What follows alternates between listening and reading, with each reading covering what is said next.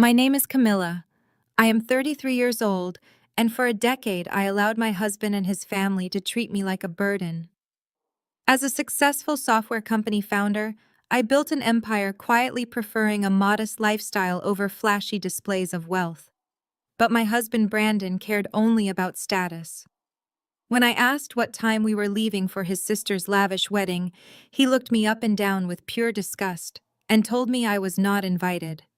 He said I was an embarrassment to his family and would ruin his image in front of his wealthy colleagues. I did not scream or cry. I simply looked at him and said understood.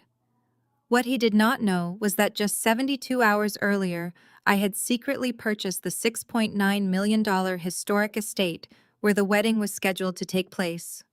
An hour after he left, I initiated an immediate eviction.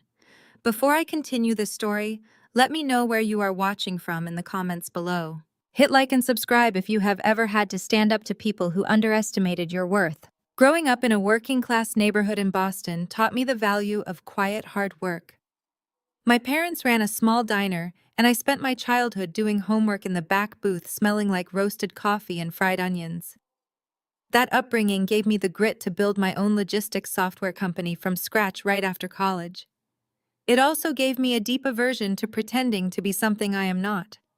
I prefer comfortable sweaters to designer dresses, and I drive a reliable sedan instead of a luxury sports car. Brandon was the exact opposite. We met in our late 20s when he was an ambitious junior associate at a regional bank. He was drawn to my stability, and I was blinded by his charm. But as the years passed, his obsession with appearances became suffocating. He constantly chased promotions, desperately trying to impress the senior partners at his firm. His mother, Patricia, and his sister, Courtney, encouraged this behavior, treating high society status as the only true measure of a person.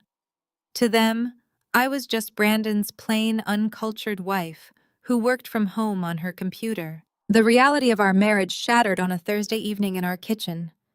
The space was pristine, decorated in the cold, minimalist style Brandon preferred. The countertops were spotless white marble, and the stainless steel appliances gleamed under the harsh overhead lights. I was standing at the island holding a mug of tea, wearing a soft gray cashmere sweater and yoga pants after a long day of coding and conference calls. Across from me, Brandon was meticulously folding a custom-tailored tuxedo into a leather garment bag. His expensive cologne, a heavy cedar and citrus scent, filled the air. We were supposed to be leaving the next morning for Newport, Rhode Island.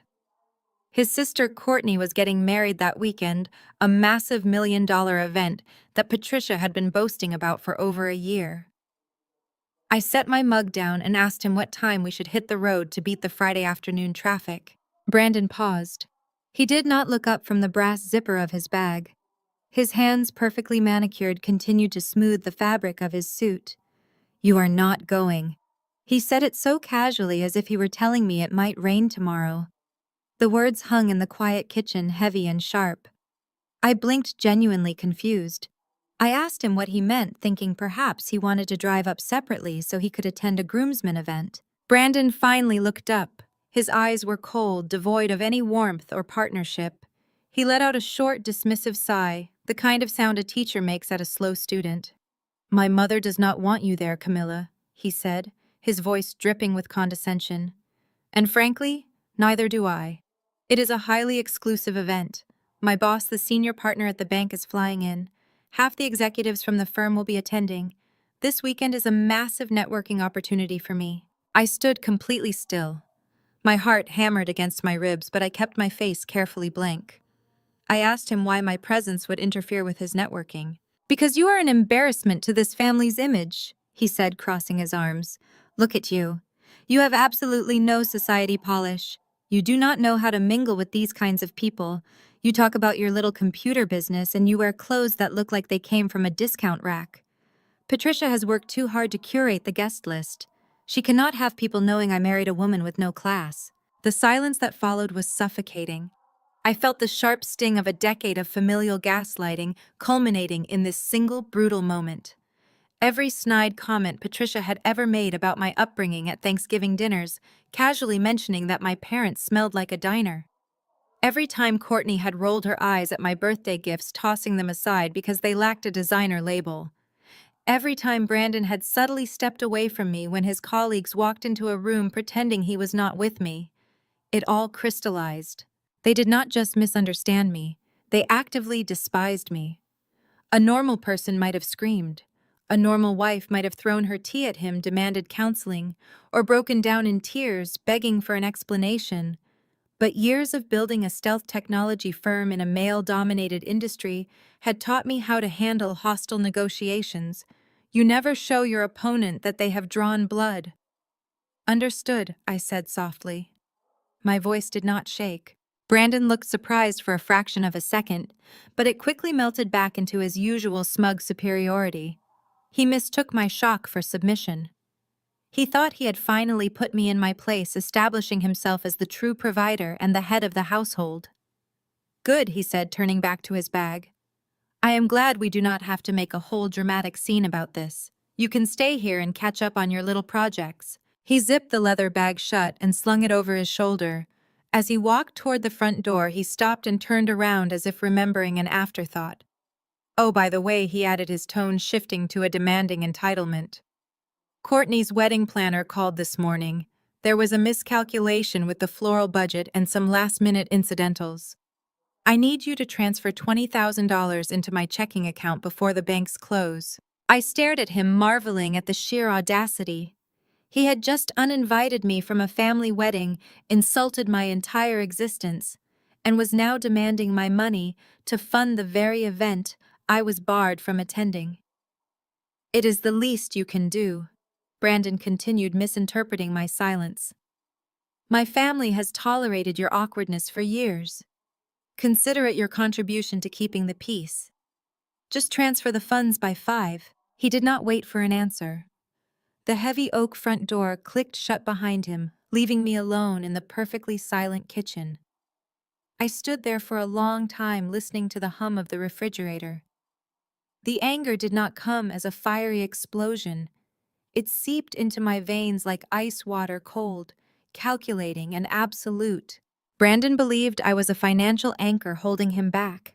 He believed his banking bonuses funded our lifestyle. He had absolutely no idea that my logistics software company had recently secured massive multi-year government contracts. I was not just wealthy. I was wealthy on a scale that his status-obsessed family could not even begin to comprehend. I walked down the hallway to my home office. I locked the door and sat down at my workstation, waking up the 4 monitors that served as the command center for my business. I opened my secure banking portal and pulled up my personal checking account. I typed in the $20,000 he had demanded. My finger hovered over the transfer button. Then I closed the tab. I was not going to fund my own humiliation. I was going to dismantle their entire facade. I opened my encrypted email client and drafted a message to Harrison, my lead corporate attorney. Harrison was ruthless, brilliant, and knew exactly how to execute my directives without question. The instructions I typed were simple and legally devastating. Harrison, please initiate the immediate revocation of the guest lease for the Newport property. The mansion is no longer a gift. Commence the eviction protocol immediately. I hit send. Within 60 seconds, Harrison replied, confirming that the legal gears were already turning. I leaned back in my ergonomic chair and took a deep breath. Brandon and Patricia thought they had won. They thought they had successfully hidden the embarrassment of the family away in a high-rise apartment. But I was not going to stay home. I stood up, walked to my bedroom, and bypassed the comfortable sweaters and yoga pants. I reached into the very back of my walk-in closet, pulling out a garment bag containing a custom-tailored luxury designer gown that cost more than Brandon's entire car. I began packing my own overnight bag. I was going to Newport. I walked over to the edge of the bed and sat down. The adrenaline that had spiked in my chest when Brandon demanded the $20,000 was beginning to settle into a cold and steady rhythm. I looked around the room. The minimalist decor was Brandon's choice.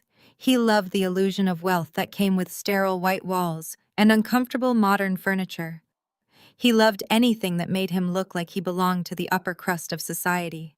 He had spent our entire marriage treating me as if I were a charity case he had generously taken in. He honestly believed that his mid-level management position at the regional bank was the engine keeping our lives running. He thought his annual bonuses were the only reason we could afford this apartment. He had absolutely no idea about the reality of my financial situation. I had spent the last 8 years building my logistics software company from the ground up. It started as lines of code written at my kitchen table and grew into a platform that revolutionized supply chain management. When we recently secured a massive series of government contracts, my company became incredibly lucrative. I was the sole owner, and the valuation had skyrocketed beyond anything Brandon could ever imagine. But I never told him the full extent of my success. I deliberately lived below my means. I preferred the comfort of my old sweaters and the quiet anonymity of my home office. I hated the superficiality that Brandon and his mother Patricia worshipped. I did not want to be invited to country club dinners or feature in local business magazines. I wanted to do my work and live a peaceful life. Brandon saw my desire for privacy as a lack of ambition. He saw my comfortable clothes as proof of my working-class background. He used my modesty to build a narrative where he was the savior and I was the burden. My mind drifted back to the phone call I had with my corporate attorney, Harrison, just 72 hours ago. It was the moment that set this entire disaster into motion. I had been sitting at my multi-monitor workstation reviewing the final closing documents for the historic estate in Newport. Patricia had fallen in love with the property during a summer vacation.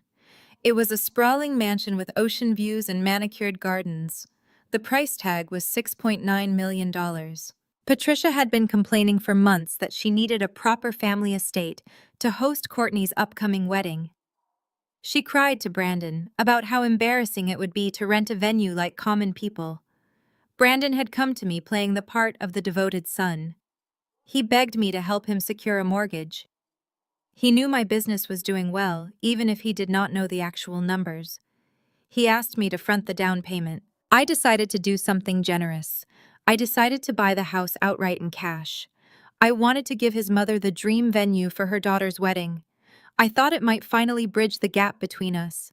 I thought it might show Patricia that I cared about their family traditions. But Brandon had manipulated the entire process. When I told him I was buying the estate, he immediately insisted that we purchase it through an anonymous corporate limited liability company. He paced around my office looking deeply concerned. He told me that if the press found out I was buying such an expensive property, it would ruin my precious privacy. He said we needed to protect ourselves from public scrutiny. He played on my exact fears and preferences. I trusted him. I authorized Harrison to set up the corporate entity to hold the deed. During that phone call 72 hours ago, Harrison had sounded tense. His voice came through the speakerphone crisp and cautious. "Camilla," Harrison had said, "I have executed the wire transfer for the $6.9 million. The Newport estate is now officially owned by your holding company. But I must advise you that I do not like the way Brandon is handling the local real estate agents. He has explicitly instructed them not to mention your name or your company on any of the closing paperwork." I remembered brushing off Harrison's concerns. I told him Brandon was just being protective. I told Harrison that I did not need my name on the paperwork because it was a gift for my mother-in-law. I just wanted them to be happy. "As your legal counsel, I strongly advise against allowing someone else to control the narrative of your assets," Harrison had warned me. "You are handing over a massive piece of leverage without any public acknowledgement of your ownership." I ignored him. I signed the final digital authorizations and closed the file. I thought I was doing a good thing. I thought I was being a supportive wife. It was not until yesterday that I discovered the true depth of Brandon's deception. I had logged into a shared family calendar to check the schedule for the wedding rehearsal dinner. I noticed an attachment linking to a digital newsletter from Patricia's social club. The headline featured a picture of Brandon standing proudly in front of the Newport mansion. The article praised Brandon for his incredible success in the banking industry. It detailed how he had used his massive executive bonuses to purchase the $6.9 million estate for his mother. Brandon took all the credit. He stood in front of his family and their wealthy friends and claimed he bought the house. He painted himself as the ultimate provider. And worse, he used the purchase to further diminish me. I read the quotes in the article where Patricia gushed about her son's generosity. She mentioned how Brandon worked so hard to support his modest wife, who preferred to stay home and dabble in computer projects. They made me sound like a financial anchor. They used my money to buy their status while treating me like dirt on their shoes. Brandon had orchestrated the entire limited liability company structure not to protect my privacy, but to ensure his family never knew the money came from me. He knew Patricia would never accept a house paid for by the woman she viewed as classless. He stole my generosity to feed his own ego. Sitting on the edge of my bed now, the pieces of the puzzle clicked together with sickening clarity. Brandon had excluded me from the wedding because my presence would ruin the illusion he had built. He could not have the wealthy banking executives talking to me. He could not risk anyone finding out that I was the actual breadwinner. He needed me hidden away in this apartment so he could play the part of the millionaire bachelor who generously bought his mother an estate. I stood up from the bed and walked over to the full-length mirror. The woman looking back at me was not the quiet, accommodating wife Brandon thought he had left behind. The softness in my eyes was gone.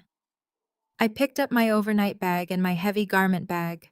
My phone buzzed in my pocket. It was a text message from Brandon. "Did you wire the $20,000 yet? The florist is waiting." I stared at the message. He was standing in a mansion that I owned, attending a wedding that my money was likely funding, and he had the nerve to demand more. He thought I was safely tucked away, obedient and embarrassed. He thought his mother was secure in her new high society status. I did not reply to his text. I turned off my phone and dropped it into my purse.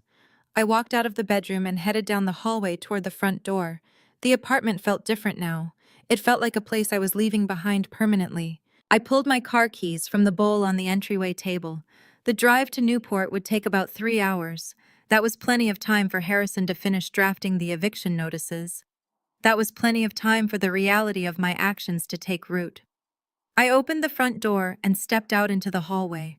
Brandon and his family had spent years making me feel small. They wanted an embarrassment. They wanted a spectacle. I was going to give them exactly what they asked for. I locked the door behind me and walked toward the elevator. The quiet life I had always wanted was officially over. It was time to go to work. The hallway was empty, silent, except for the faint mechanical hum of the building. I had taken only 3 steps toward the elevator when my phone vibrated inside my purse. It was not Brandon. The screen displayed a red security banner from the internal monitoring system used by my software company. Critical alerts were rare. My security team had designed the platform to filter out routine login mistakes and harmless traffic spikes. A red banner meant the system had detected something serious enough to require immediate executive review. I opened the notification. A dormant administrative credential had been used less than 20 minutes earlier to request access to archived corporate asset records. The request had originated from my home internet connection. The credential was tied to a temporary household access profile created years ago when Brandon had helped gather financial documents for our joint tax return. I had forgotten the profile still existed. Apparently he had not. The alert did not show what had been opened. It only confirmed that someone had searched for internal valuation reports, signature authorization protocols, and ownership records connected to Ironwood acquisitions. Those were not files a curious spouse would casually browse. They were the exact categories of information someone would examine if they were trying to understand how much financial control they could steal without being noticed. I stopped in the middle of the hallway. The elevator indicator continued descending toward my floor, but I no longer watched it. My attention narrowed entirely to the glowing screen in my hand. For years, Brandon had dismissed my company as a little computer business. Yet somewhere along the way, he had quietly learned enough about its structure to search for restricted corporate documents. His contempt had never prevented him from studying my success when he believed it could benefit him. I opened a secure executive dashboard and reviewed the activity log. The credential had not successfully entered the most protected sections of the system, but it had touched enough directories to trigger concern. A second alert appeared beneath the first. One of the trusted devices connected to our home network had attempted to synchronize a folder containing scanned legal documents. The destination was unclear because the transfer had been interrupted by an automatic security rule. The trusted device was listed only by its hardware identification number. I recognized it immediately. It belonged to the silver desktop computer in Brandon's study. A sharp coldness moved through me. The insults in the kitchen were no longer the only problem. The wedding was no longer only about humiliation, stolen credit, or a family obsessed with appearances. Brandon had been moving through the digital architecture of my life while pretending he did not understand it. I called Harrison through the encrypted communications application we used for sensitive acquisitions. He answered on the first ring. I told him I had received a corporate security alert connected to the apartment. I explained that Brandon's desktop appeared to have accessed archived asset records and attempted to synchronize legal files. Harrison did not interrupt. When I finished, his voice became precise and entirely professional. He instructed me not to confront Brandon and not to delete anything from the device. If a crime had occurred, preserving the original data would matter more than securing a confession. He told me to activate a litigation hold on the relevant servers, so every access log, message file transfer, and authentication attempt would be preserved in its original state. I opened the administrative panel and issued the command.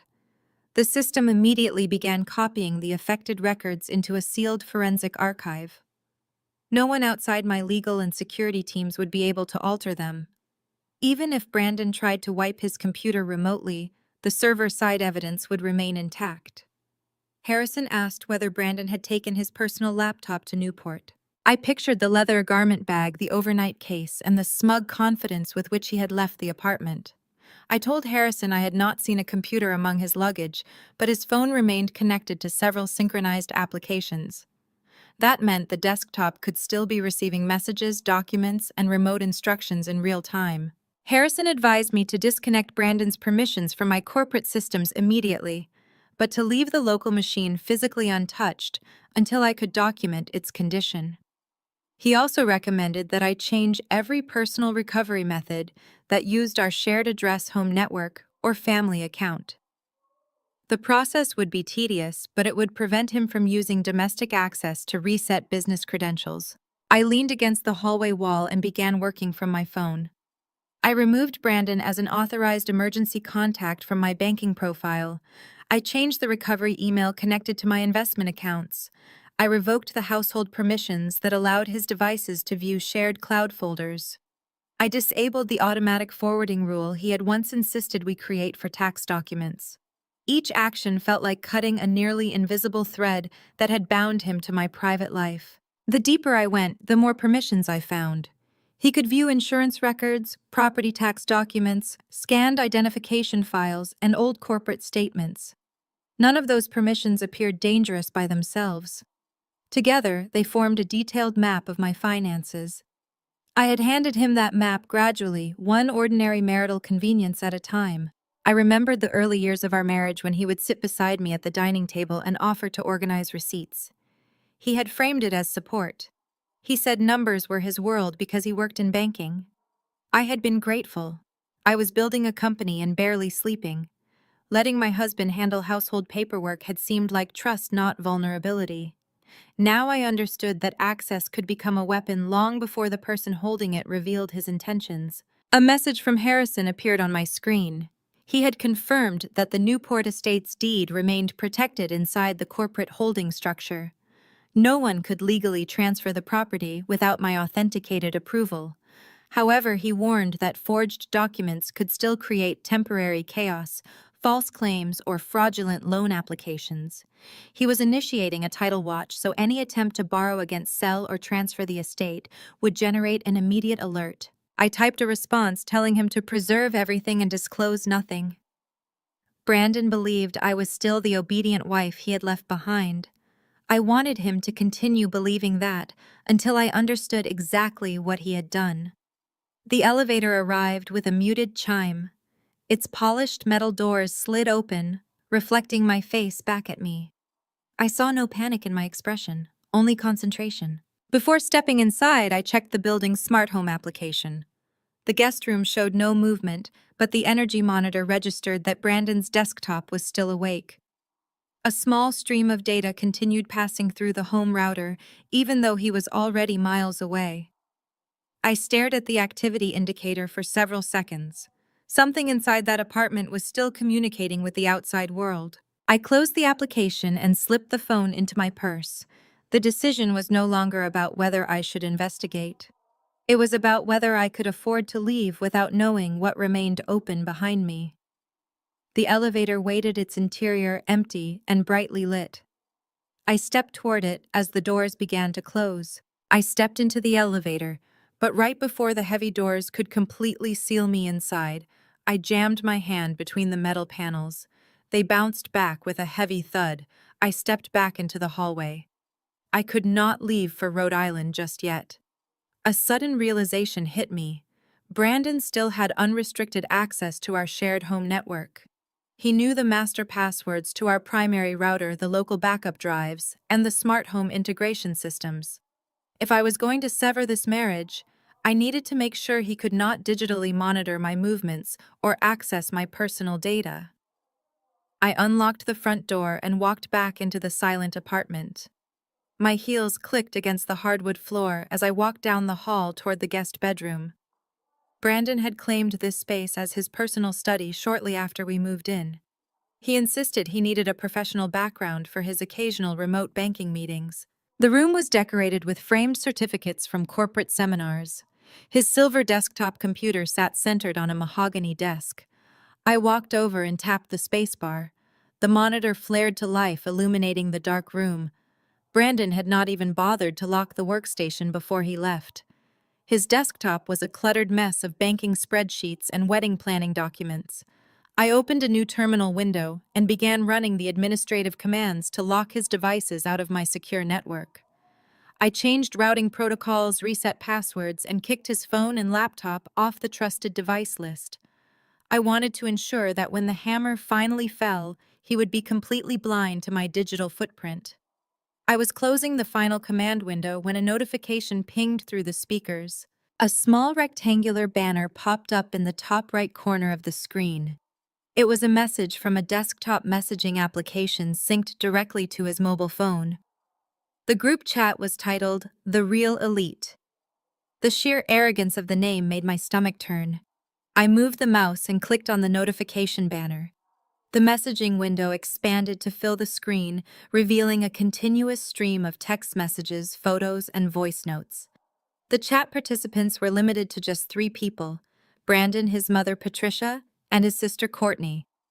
I sat down in his expensive leather desk chair, the leather cool and stiff against my skin.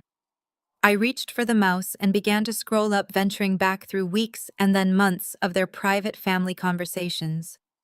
What I found was a digital archive of systematic cruelty. They had been mercilessly mocking me for years, and Brandon was not just a passive participant. He was an active contributor to my degradation. I found a photograph Courtney had taken of me at a charity gala 6 months ago. I had been standing in the background holding a glass of water, wearing a simple black dress. Courtney had circled my shoes in red digital ink. Her accompanying text read that I looked like a substitute teacher who had gotten lost on the way to the cafeteria. Brandon had replied to her message with a series of laughing emojis. He added a comment saying that he had tried to convince me to buy something designer, but I was obsessed with hoarding pennies and lacked any natural sense of style. I kept scrolling, my eyes scanning line after line of their venomous banter. Patricia dominated the group chat with her daily complaints about my working-class roots. She sent long, rambling paragraphs about how my parents ran a greasy diner and how I clearly did not understand high society etiquette. She criticized the way I spoke, the way I wore my hair, and my absolute refusal to join her for afternoon tea at the country club.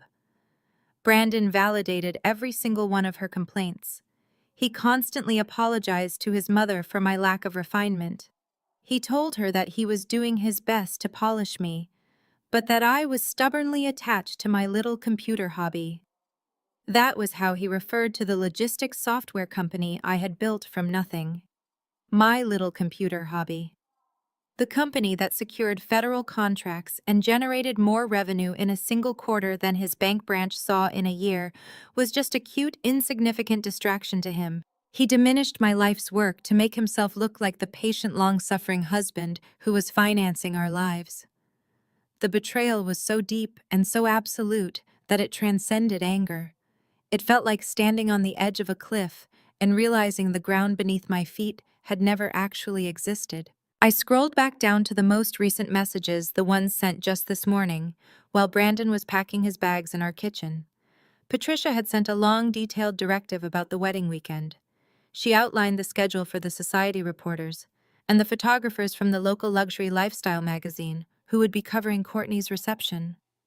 Then she typed a message that made the breath catch in my throat. Make sure you keep Camilla far away from the society reporters this weekend. We cannot have people knowing you married down. This historic house proves you are the true provider for this family. You bought this magnificent estate for us. You are the success story, Brandon. We do not need her ruining the professional pictures with her plain face and her cheap clothes. Make an excuse and leave her in the city. I stared at the glowing white text on the screen. The audacity of her words was staggering. Patricia was hosting her daughter's lavish wedding at a $6.9 million estate that I had purchased in cash just 72 hours ago. She was walking on my hardwood floors, looking out of my custom windows, and celebrating in my manicured gardens, all while fiercely guarding the lie that her son had paid for it. Brandon had not defended me. He had not corrected her.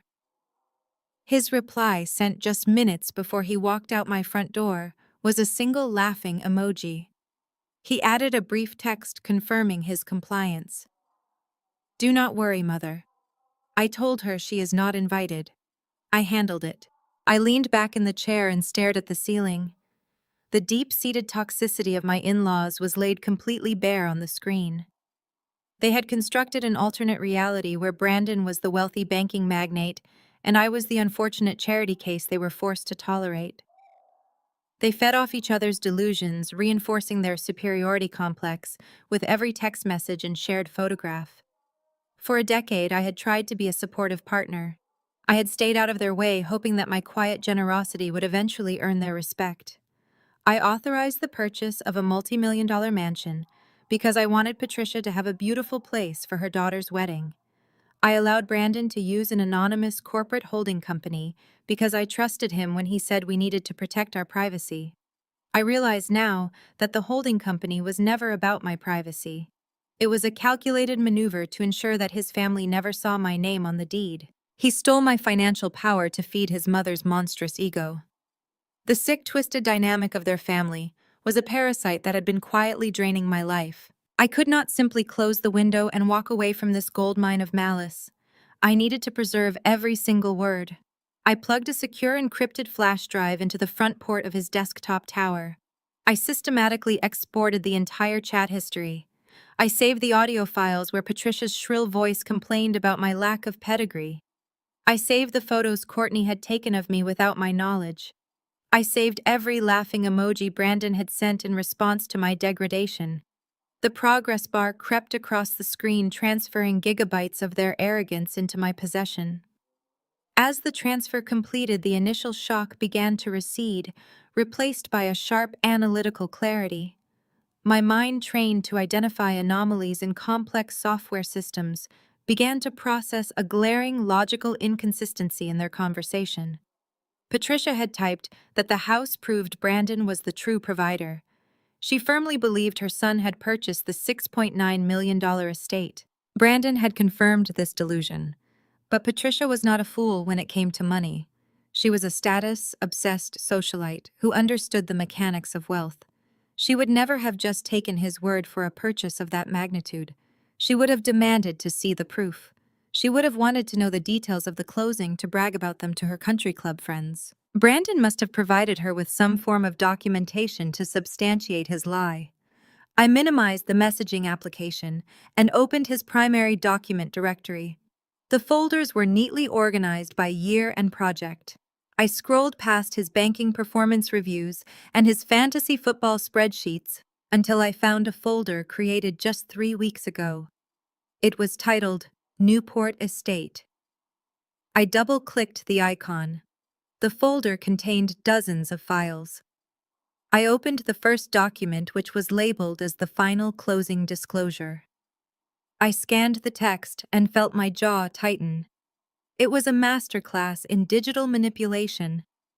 Brandon had taken the legitimate closing documents that Harrison had sent us for review and completely altered them. He had meticulously scrubbed the name of my holding company from the purchaser line.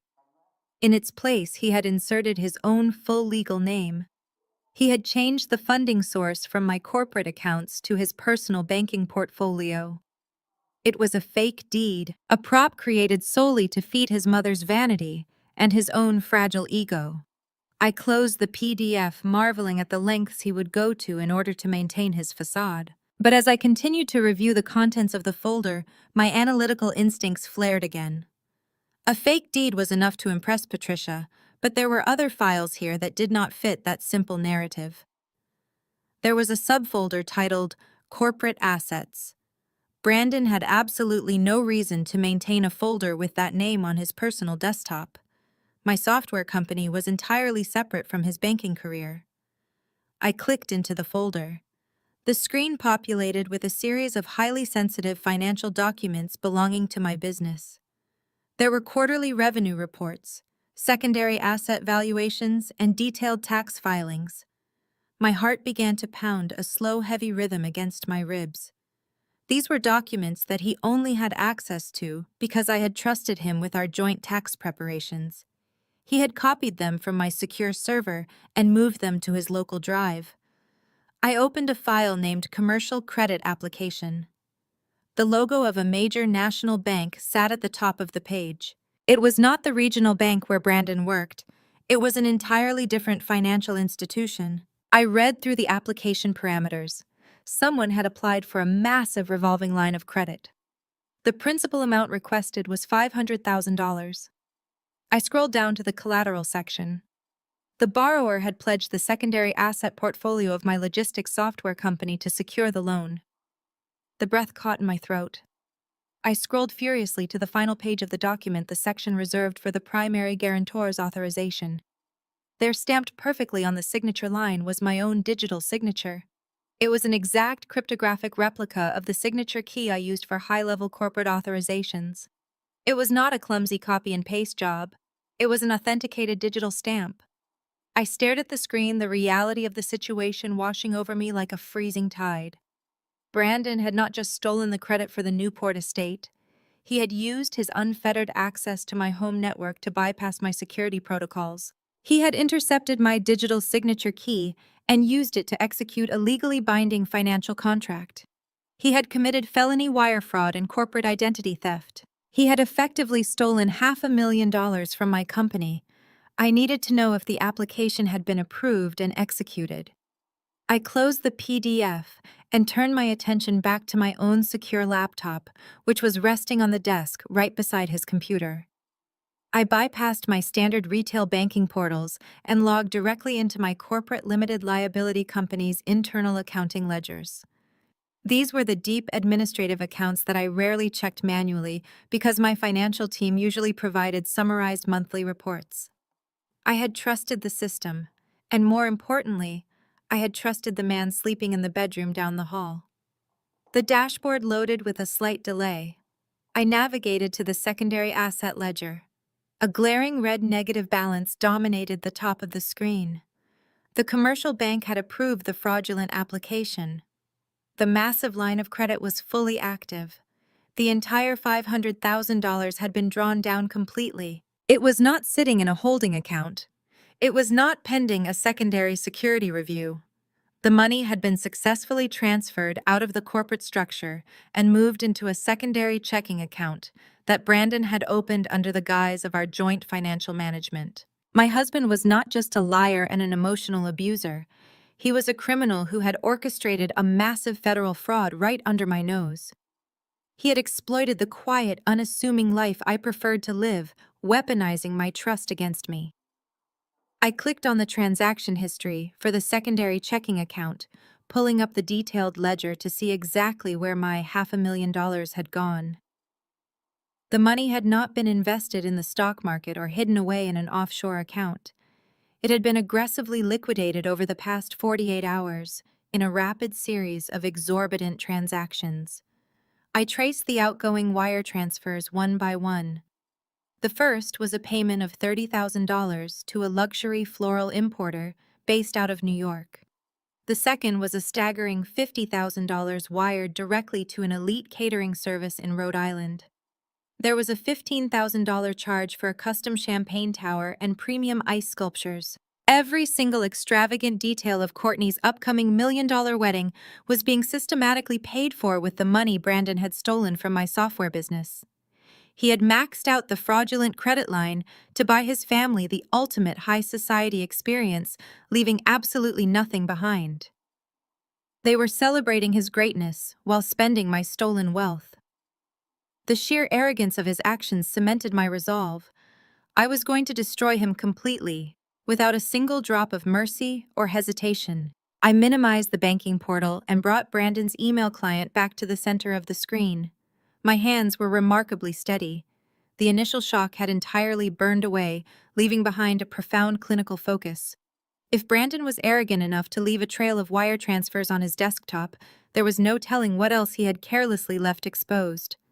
I navigated to his sent folder and searched for any messages with attachments forwarded to his mother. A recent email thread immediately caught my attention. The subject line read, "Initial capitalization for the Montgomery Initiative." I clicked on the thread and began to read. Patricia had sent a long, winding message to a private wealth manager at a boutique lending firm in Boston. She was formally applying for a private bridge loan of $2 million. In the body of the email, she explained her grand vision for the Montgomery Initiative, a charitable foundation she wanted to launch. She wrote that she needed immediate liquidity to secure a venue for an upcoming celebrity gala that would cement her family's status among the philanthropic elite of New England. The sheer delusion of her ambition was staggering. Patricia had no income of her own. She lived entirely off the modest life insurance policy her late husband had left behind and the occasional handouts Brandon provided. Yet here she was speaking to a private wealth manager as if she were a seasoned philanthropist. I opened the document attachment titled Loan Application and Collateral Agreement. My eyes scanned the dense legal text until I reached the section detailing the proposed collateral for the $2 million loan. There, listed in bold black ink, was the exact address of the historic estate in Newport. The $6.9 million mansion I had purchased in cash just 3 days ago was being offered up to the bank. Patricia had listed herself as the primary borrower, and she had listed Brandon as the guarantor and legal owner of the property. Because Brandon had given her that fake altered deed to stroke his own ego, she truly believed the house was his to leverage. And rather than correct her, Brandon had replied to the email thread, telling the wealth manager he would be happy to sign the guarantor paperwork by the end of the week. They were actively conspiring to commit severe collateral fraud using my property. My cell phone vibrated violently against the mahogany desk, shattering the quiet of the room. The caller identification showed Harrison's private number. I picked up the device and accepted the call. Harrison did not bother with pleasantries. His voice was sharp and laced with professional alarm. "Camilla," he said quickly, "I have automated alerts placed on the title of the Newport estate, just as a standard precaution for any new corporate acquisition. A boutique lending firm in Boston just pulled a hard inquiry on the deed. Someone is trying to underwrite a loan against your property." "I know," I replied, my voice completely devoid of emotion. "I am looking at the loan application right now. Patricia is attempting to secure a $2 million bridge loan for a fake charity. Brandon is listed as the guarantor." Harrison went silent for a moment, absorbing the magnitude of the stupidity. When he spoke again, his tone was purely protective. "This is incredibly dangerous, Camilla. If they somehow manage to push this through underwriting, it will create a massive legal headache to untangle the lien from your holding company. I need to contact that lending firm immediately." I will issue a formal cease and desist and inform their fraud department that the applicants do not hold the title to the property. We have to shut this down right now. I stared at the glowing monitor, watching the cursor blink at the end of Patricia's ridiculous email. If Harrison stopped the loan application right now, the bank would simply reject it. Patricia would be embarrassed, and Brandon would face some uncomfortable questions from a loan officer. But they would ultimately walk away with nothing more than a slap on the wrist. They would regroup, they would find another way to spin their lies, and they would continue to treat me like an unwanted burden. Stopping them now was the safe play, but it was not the right play. "No," I said, leaning back in Brandon's leather chair. "Do not contact the lending firm Harrison. Do not block the application." "Camilla, that is a terrible idea," Harrison warned, his voice rising in protest. "You are allowing them to actively commit bank fraud using an asset owned by your corporation.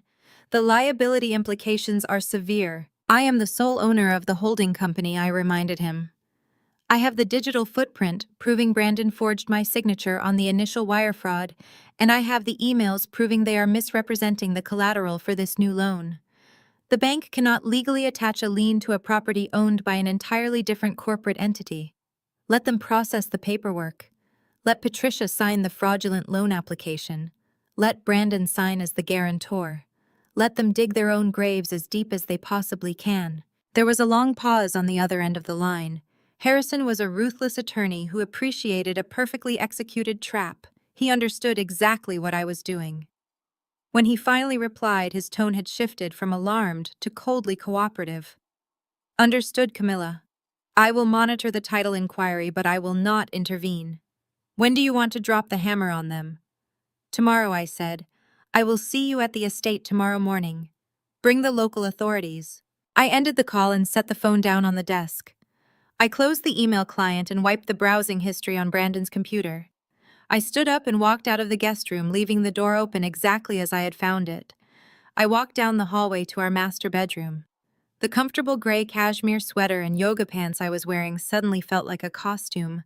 They were the uniform of the quiet, accommodating wife Brandon thought he had married. That woman no longer existed. I opened my walk-in closet and walked past the simple cotton blouses and practical denim jeans. I reached into the very back corner where I kept the garments I only wore for high-level corporate acquisitions or international tech summits. I unzipped a heavy canvas garment bag and pulled out a custom-tailored pantsuit. It was a masterpiece of quiet luxury, crafted from midnight blue Italian wool with razor-sharp lapels and a silk lining. I changed out of my soft clothes and put on the suit. I fastened a vintage silver watch around my wrist and stepped into a pair of immaculate pointed-toe stilettos. I walked over to the full-length mirror. The transformation was complete. The person looking back at me was the chief executive officer of a logistics empire. I was a woman who routinely negotiated with federal defense contractors and managed millions of dollars in liquid assets. Brandon had wanted a society wife he could show off to his banking friends. I was going to give him a nightmare he would never forget. I grabbed my sleek leather overnight bag and my car keys. I walked out of the apartment and locked the door behind me. The elevator ride down to the parking garage felt incredibly slow, but my mind was racing ahead, calculating every move I would make over the next 24 hours. I slid into the driver's seat of my car and started the engine. The drive to Newport, Rhode Island would take 3 hours. That gave me plenty of time to mentally prepare for the rehearsal dinner. I merged onto the interstate, the hum of the engine providing a steady backdrop to my racing thoughts. The sun was beginning to set, casting long shadows across the highway and painting the sky in brilliant shades of bruised purple and dark orange. I thought about the rehearsal dinner taking place tonight. Patricia had undoubtedly selected the most exclusive venue she could find to impress the wealthy guests. She would be holding court right now, sipping expensive champagne and basking in the false glory of her son's supposed success. Brandon would be eagerly networking with his senior partners, desperate to climb the corporate ladder, using the wedding as his personal stage. They were completely insulated in their bubble of arrogance, believing they had successfully banished me from their perfect weekend. I gripped the steering wheel, letting the smooth leather ground me in the present moment. I was not driving to Newport to cause a hysterical scene or beg for their acceptance. I was driving there to serve as the catalyst for their total destruction. I pressed my foot down on the accelerator, watching the speedometer climb as the city skyline faded behind me. The dark road ahead felt like a runway. The drive into Newport took exactly 2 hours and 47 minutes. I spent the entire journey letting the steady rhythm of the highway strip away the last remaining fragments of the woman I used to be. By the time I crossed the massive suspension bridge onto the island, the ocean fog was rolling in, wrapping the historic coastal town in a damp, salty haze. The GPS on my dashboard directed me away from the tourist-laden harbor and toward the secluded, heavily wooded coastline where the generational wealth of Rhode Island hid behind wrought iron gates. The rehearsal dinner was being held at the Ocean Cliff Reserve, an elite members-only country club that catered exclusively to the New England aristocracy. Patricia had likely spent months bragging to her social circle that she had secured such a prestigious venue for Courtney's rehearsal dinner. She undoubtedly viewed it as the ultimate symbol of her family's elevated status. What she did not know, and what Brandon was far too financially illiterate to realize, was that the Ocean Cliff Reserve did not own the land it sat on. The club leased the sprawling coastal acreage from a commercial real estate holding firm. That holding firm was a subsidiary of my logistics software company. I did not just have a reservation for dinner tonight. I owned the ground they were standing on. I pulled my car up to the grand entrance of the clubhouse. The building was a magnificent stone structure with towering, arched windows that glowed warmly against the dark ocean backdrop. A valet in a crisp uniform immediately stepped forward to open my door. I turned off the engine and stepped out into the cool sea breeze. I smoothed the lapels of my midnight blue Italian wool suit. The fabric fell perfectly sharp and commanding a stark contrast to the comfortable, oversized sweaters Brandon was used to seeing me wear. I handed the keys to the valet and walked up the wide stone steps toward the heavy oak doors. My posture was straight, my chin held high. I was no longer trying to shrink myself to fit into Brandon's narrow, suffocating world. I entered the grand lobby of the country club. The interior was breathtaking, featuring dark mahogany paneling, maritime oil paintings, and massive crystal chandeliers that cast a soft golden light over the polished marble floors. A subtle string quartet was playing somewhere in the distance, mingling with the low, sophisticated hum of wealthy patrons conversing. A hostess standing behind a brass podium offered a polite professional smile as I approached. I gave her my name and she directed me toward the private coastal dining room reserved for the wedding party. The walk down the long, carpeted corridor felt like a coronation. I could hear the familiar grating tone of Patricia's voice echoing from the open double doors at the end of the hall. She was holding court, performing for an audience of banking executives and distant wealthy relatives she was desperately trying to impress. I paused just outside the threshold of the dining room, taking a steadying breath. I was about to step into the lion's den, armed with nothing but the absolute truth and the total financial ruin of everyone inside. I stepped through the heavy doors and into the private dining room. The space was magnificent, lined with floor-to-ceiling windows that offered an unobstructed view of the dark, churning ocean. Dozens of round tables were covered in crisp white linen and adorned with towering centerpieces of imported white orchids. The orchids, I noted with cold satisfaction, were paid for with my stolen corporate funds. The room was packed with people dressed in expensive evening wear. For the first few seconds, no one noticed my arrival. The guests were too deeply engrossed in their cocktails and their networking. Then the shift began. It started with a couple standing near the entrance. A woman holding a martini glass stopped speaking mid-sentence, her eyes darting over my sharp, tailored suit. Her gaze traveled up to my face, registering the quiet, unmistakable confidence radiating from my posture. She nudged her husband, who turned to look. The ripple effect was immediate and visceral.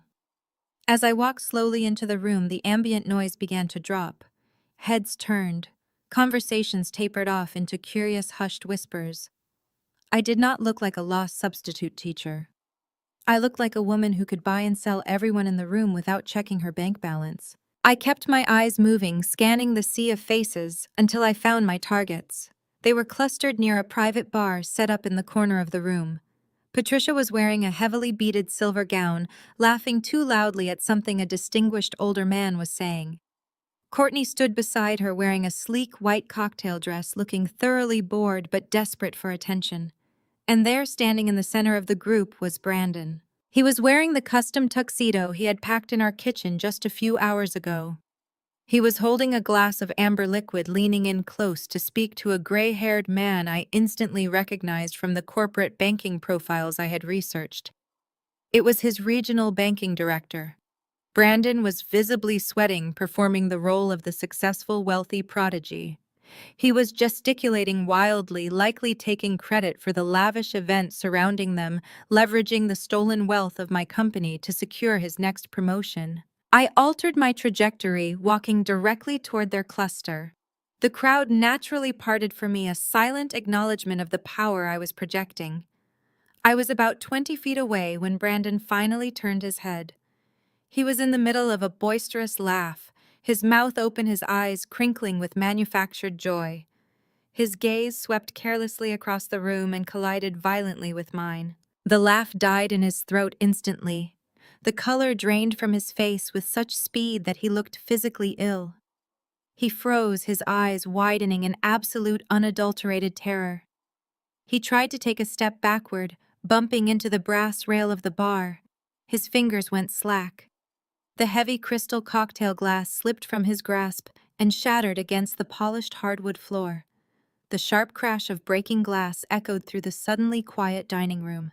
The sound drew Patricia's attention. She spun around, a reprimand clearly forming on her lips, but the words evaporated the second she saw me. Her curated high society smile vanished, replaced by an expression of pure, unmasked panic. She clutched the pearl necklace at her throat, her chest heaving as if the air had been sucked out of the room. Courtney, turning to see what had horrified her mother, let out a small, involuntary gasp. I stopped walking, standing perfectly still amidst the wreckage of their carefully constructed narrative. For years they had told these people that I was a plain, uncultured embarrassment. They had painted a picture of a pathetic working-class burden entirely dependent on Brandon's success. They explicitly banned me from this weekend to protect that lie. Now, standing before them, in immaculate designer couture, radiating an authority that Brandon could never hope to mimic, I was the living, breathing destruction of their entire reality. I simply looked directly at Brandon, watching his chest rise and fall in silent panic, and offered him a slow, chilling smile. The long game was finally over for them. For several seconds, nobody moved. The broken glass at Brandon's feet continued to settle tiny fragments, catching the chandelier light like scattered ice. A waiter approached with a linen cloth and a dustpan, but Brandon barely noticed him. His eyes remained locked on me, terrified, not because I had said anything, but because I had appeared in a room where his entire future depended on my absence. I began walking again. The first person to approach me was not a member of Brandon's family. It was a tall man in a dark evening jacket wearing the discreet gold name pin of the Ocean Cliff Reserve. I recognized him as Malcolm Reed, the club's general manager. We had met twice during the commercial review that followed my company's acquisition of the land beneath the property. He knew exactly who I was, but he was experienced enough not to announce it. "Ms. Hale," he said quietly, using the professional name attached to my corporate records. "We were not expecting you this evening." His voice was respectful, and the subtle change in his posture did not go unnoticed. Two nearby guests glanced at each other. They had watched the maitre d' greet senators and banking executives all evening, without displaying the level of attention Malcolm was now giving me. I told him my arrival had been unplanned. Malcolm looked past me toward Brandon and Patricia. His expression tightened for only a moment before returning to its polished neutrality. He asked whether I wanted a private dining room prepared or whether I preferred to meet with him in his office. The question was ordinary on the surface, but I understood what he was really offering. As the representative of the property's owner, I could request immediate intervention. He would remove anyone I identified without hesitation. I declined. I told him I was attending as a guest and wanted the evening to proceed exactly as the hosts had arranged it. I asked him to instruct the staff not to treat me differently in public. Malcolm's eyes flickered with curiosity, but he did not challenge the request. "There is one matter you should know about," he said, lowering his voice. "Mrs. Montgomery has repeatedly told our staff that her family recently acquired this club and that all charges should be extended on the strength of the Newport estate. We corrected her, but she continued making the claim. That did not surprise me. Patricia had never been satisfied merely possessing the appearance of wealth. She needed everyone around her to believe she controlled whatever room she entered. I asked whether the club had accepted any unusual financial arrangement. Malcolm assured me that it had not. The rehearsal dinner was being billed through the outside event account provided by Brandon. The club had received the initial deposit, but the remaining balance would be due at the end of the evening. I told him to follow the contract precisely. No favors, no extensions, and no special treatment. If the account failed, the club should document the failure and proceed according to standard policy. Before stepping away, Malcolm asked whether I required anything else. I looked toward the private bar. Brandon was speaking urgently to Patricia now, his mouth barely moving as he tried to explain my presence without attracting attention.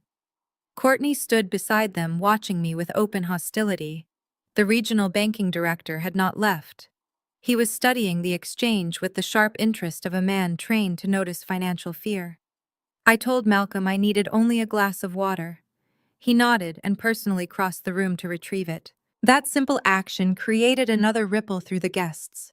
The general manager of one of the most exclusive clubs in Rhode Island did not personally serve unknown relatives outside the official guest list. People began looking at me differently. Their expressions shifted from curiosity about a family interruption to interest in a woman the staff clearly recognized. The regional banking director approached me before Brandon could stop him. He introduced himself as Charles Whitmore. His handshake was firm, his manner formal but warm. He said my face seemed familiar and asked whether we had met at a financial technology conference in New York. I told him we had not, although my company had participated in several industry events. "What company, if you do not mind my asking?" he said. Brandon appeared at Charles's shoulder almost instantly. "Camilla works from home," he interrupted with a laugh that sounded painfully forced. "She develops small software tools for independent distributors.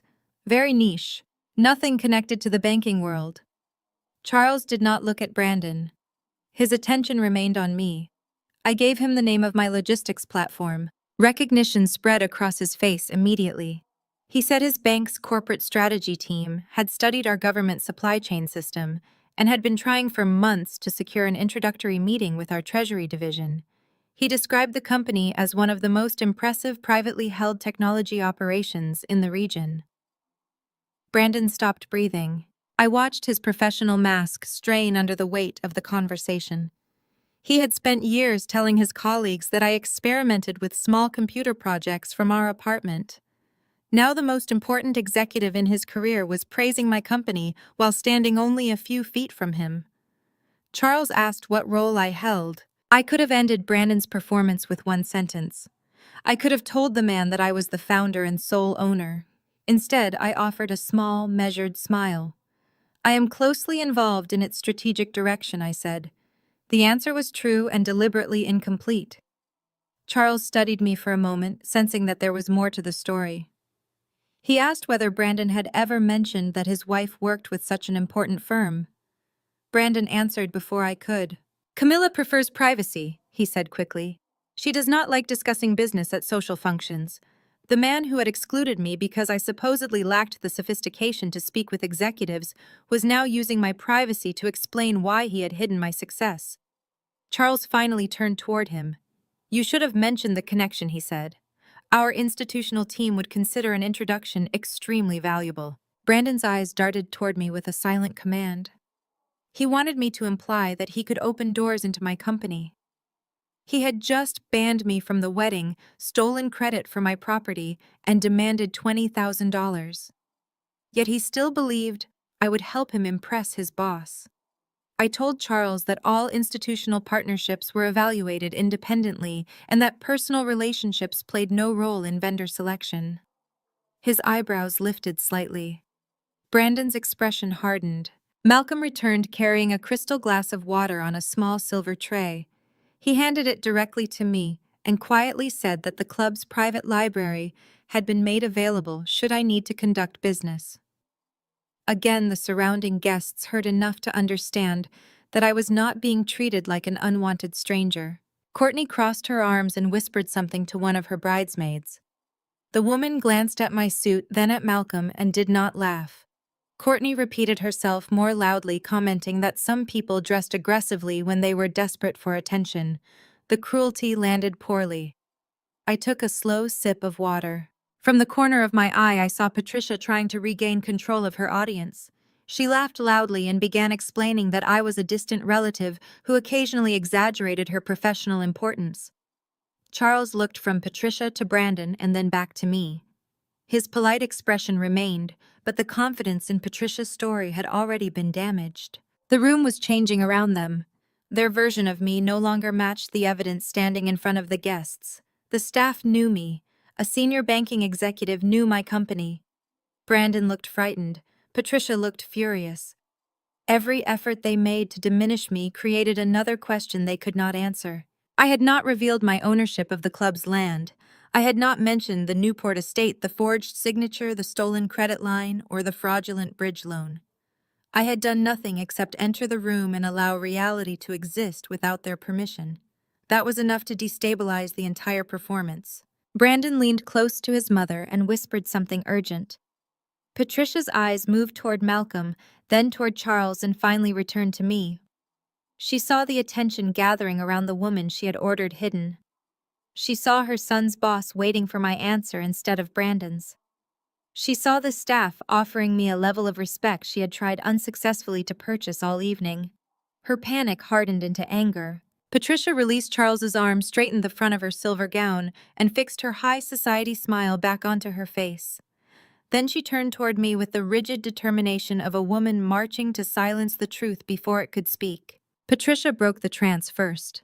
She marched across the hardwood floor, her silver-beaded gown catching the light as she intercepted me before I could take another step toward her son. She positioned her body directly in my path. Her face was flushed, the makeup unable to mask the blood rushing to her cheeks. "What do you think you are doing here, Camilla?" Patricia hissed. She kept her voice at a whisper.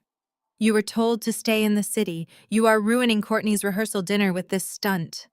I looked down at her, maintaining my perfectly serene expression. "I am simply attending my husband's family event, Patricia," I replied. "I decided my schedule was clear after all." Her face twisted into a sneer. "You listen to me," she whispered. "You will turn around and walk right back out those doors. If you do not leave this instant, I will have security drag you out. You do not belong here." Before I could respond, a heavy hand clamped down on my bicep. It was Brandon. He had sprinted over from the bar. I stared at his hand gripping my arm until he loosened his hold. His palm was damp. "Camilla, what is wrong with you?" Brandon whispered frantically. "Are you trying to destroy my career? That man over there is the senior partner at my bank. I have worked for 6 months to secure this networking opportunity. You are going to jeopardize my image." I removed his hand from my arm, prying his shaking fingers away. I smoothed my sleeve. "I am not making a scene, Brandon," I replied smoothly. "You and your mother are causing a commotion. Return to your networking before your boss wonders why you are manhandling your wife." Brandon swallowed hard, glancing over his shoulder. The banking executive was watching us. Brandon looked back at me, his eyes pleading. "Please, Camilla," he begged. "Just go home. I will explain everything tomorrow. Just do not do this right now." Patricia was not interested in his negotiations. She turned her back on us and waved her hand in the air. She caught the attention of the maitre d', who hurried over looking uncomfortable. "Yes, madam," he said. "Is there a problem with the arrangements?"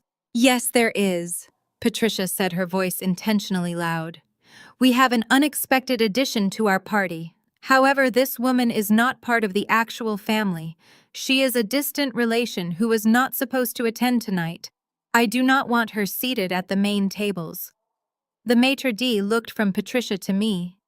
He recognized that I was dressed significantly better than the mother of the bride, but he was bound by the host. "I am sorry, madam," he stammered. "Where would you like me to place her?" Patricia pointed toward the far back corner of the dining room. It was a dark, neglected area situated directly next to the swinging doors that led into the bustling kitchen. There was a tiny overflow table pushed against the wall. It was completely isolated from the elegant floral arrangements decorating the main floor. "Seat her back there," Patricia demanded, crossing her arms with a triumphant smirk. "Out of the way where she will not disturb the real guests. She can have her dinner in the shadows where she belongs." Brandon looked at his mother and then at me. I thought he might realize that allowing his mother to publicly treat his wife like a stray dog was the ultimate professional embarrassment. But his desperation to impress the senior partner outweighed his dignity. He gave me a silent, pleading look, hoping I would just accept the public humiliation. The maitre d' turned to me, his face flushed. "Madam, if you would please follow me," he murmured, gesturing toward the back of the room. A normal woman would have loudly declared her worth, exposed their financial ruin, and stormed out. But I was not playing a short game. I was laying the final foundation for their ruin, and this public display of cruelty was an essential piece of the puzzle. I needed them to believe their bullying had successfully put me in my place. I needed their arrogance to reach its peak before I pulled the floor out from under them. I looked at Patricia and offered her a serene, entirely unbothered smile. "Of course, Patricia," I said, my voice carrying just enough volume to be heard by the surrounding tables. "I would not want to impose on the actual family." I turned away from my husband and his mother. I kept my head held high and my stride perfectly measured. I followed the deeply apologetic maitre d' across the dining room, navigating through the sea of wealthy guests. I could feel their eyes burning into my back. I could hear the muted whispers speculating about the dramatic family dynamic they were witnessing. Let them whisper. They were witnessing the prelude to a symphony of destruction. I reached the back of the room and gracefully took my seat at the tiny shadowed table. The swinging kitchen doors opened and closed a few feet away, letting out blasts of hot air and the clatter of commercial dishwashers. The lighting above my head was dim, casting long shadows across the bare tablecloth. From this vantage point, the rest of the dining room looked like a glittering stage. I watched Patricia return to her wealthy friends, looking immensely satisfied with herself. I watched Brandon hurry back to the bar to smooth things over with his boss. They had successfully hidden me away in the dark. I smoothed my linen napkin across my lap and picked up the heavy crystal water glass the waiter hastily placed in front of me. I took a slow, deliberate sip.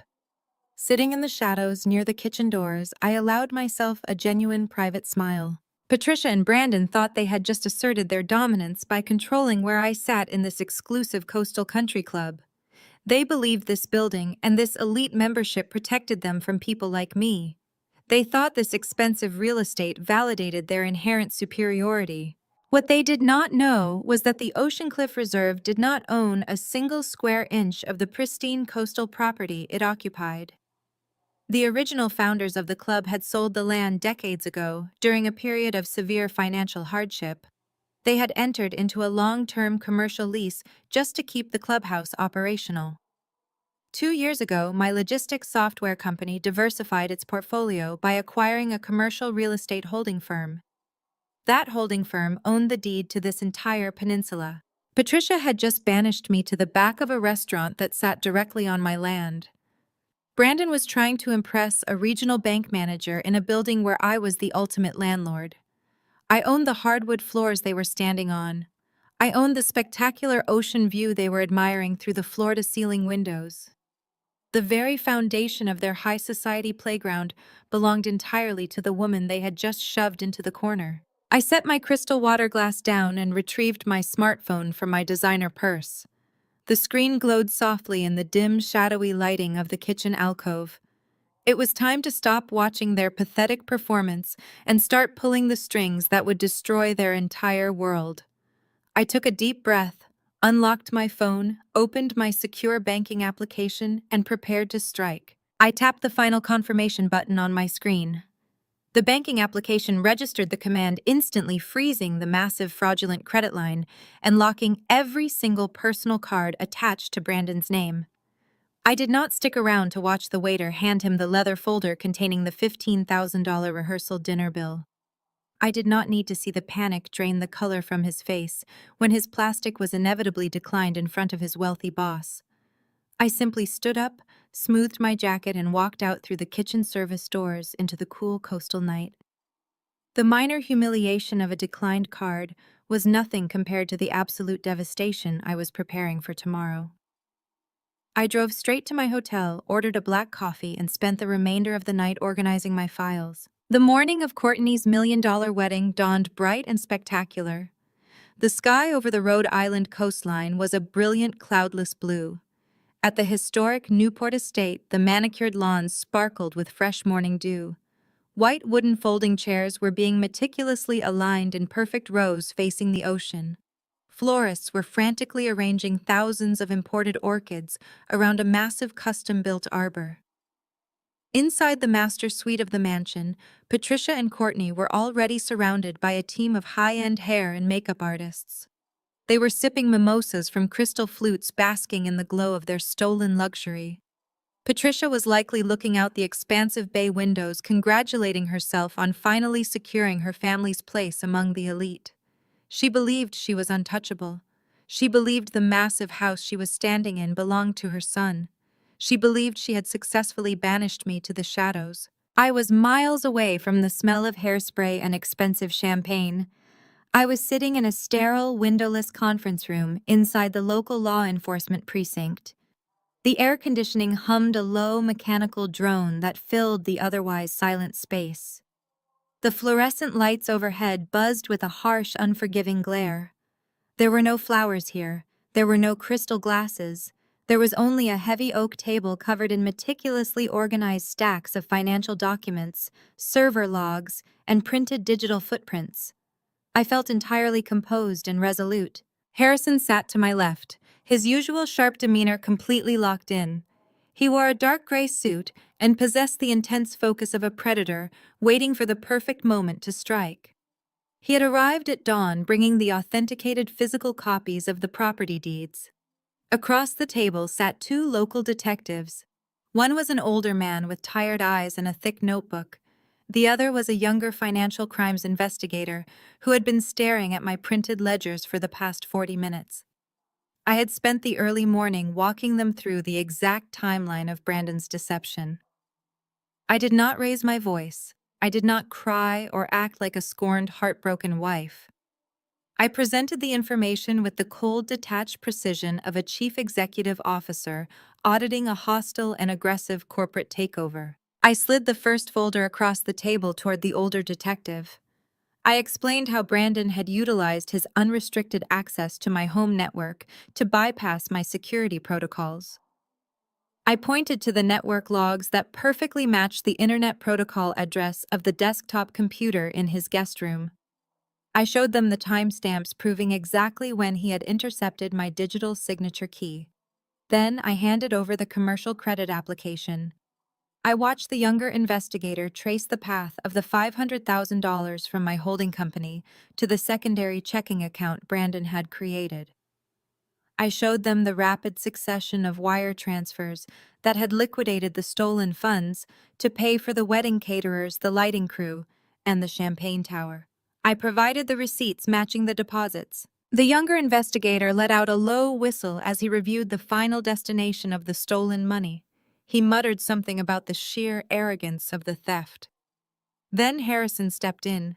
He placed a second, thicker folder in the center of the table. Harrison explained that the financial crimes extended beyond my husband. He presented the printed emails containing Patricia's fraudulent loan application. He showed the detectives how Patricia had attempted to leverage the $6.9 million estate as collateral for a $2 million private bridge loan.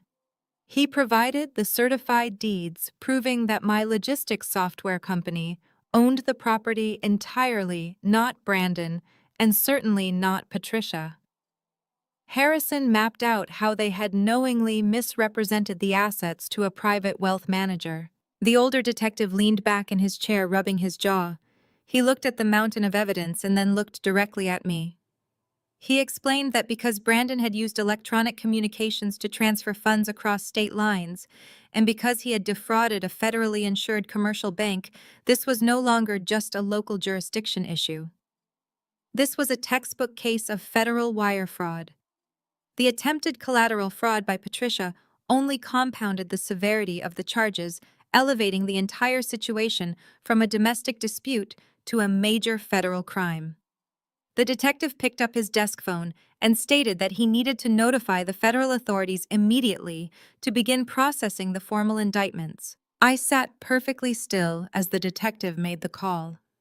I listened as he summarized the staggering amount of evidence we had provided to the agent on the other end of the line. The trap I had been building since Thursday evening was now fully armed and completely inescapable. There was no room for Brandon to talk his way out of this with smooth apologies. There was no emotional manipulation Patricia could use to spin the narrative in her favor. The evidence was irrefutable. It was backed by digital cryptography, bank ledgers, and federal statutes. We were not dealing with a petty family disagreement or a bitter divorce dispute over shared assets. We were dealing with multiple counts of felony fraud, carrying significant federal prison sentences. The federal agents agreed to coordinate with the local department to execute the arrest warrants. Because Brandon and Patricia were currently located at the Newport estate, the local sheriff's department would need to secure the premises and facilitate the detentions until the federal agents arrived. The older detective hung up the phone and began coordinating with his dispatch team. He looked over his notes and asked if I was prepared to accompany them to the property to verify my ownership and formally trespass the unauthorized individuals. I looked at Harrison, who gave me a single approving nod. The legal foundation was absolute and firmly ready to be enforced. I stood up from the heavy oak table and smoothed the front of my midnight blue suit. I gathered my secure laptop and slipped it into my leather briefcase. I told the detectives that I was more than prepared to reclaim my property. I walked out of the sterile conference room and stepped into the bright morning sunlight. A fleet of black unmarked sport utility vehicles was already pulling into the precinct parking lot to transport the authorities. Courtney's perfect wedding day was about to begin, but the only people walking down the aisle would be wearing silver badges instead of designer wedding attire. I followed the police convoy toward the estate. It was time for absolute, undeniable justice. The convoy did not leave the precinct immediately.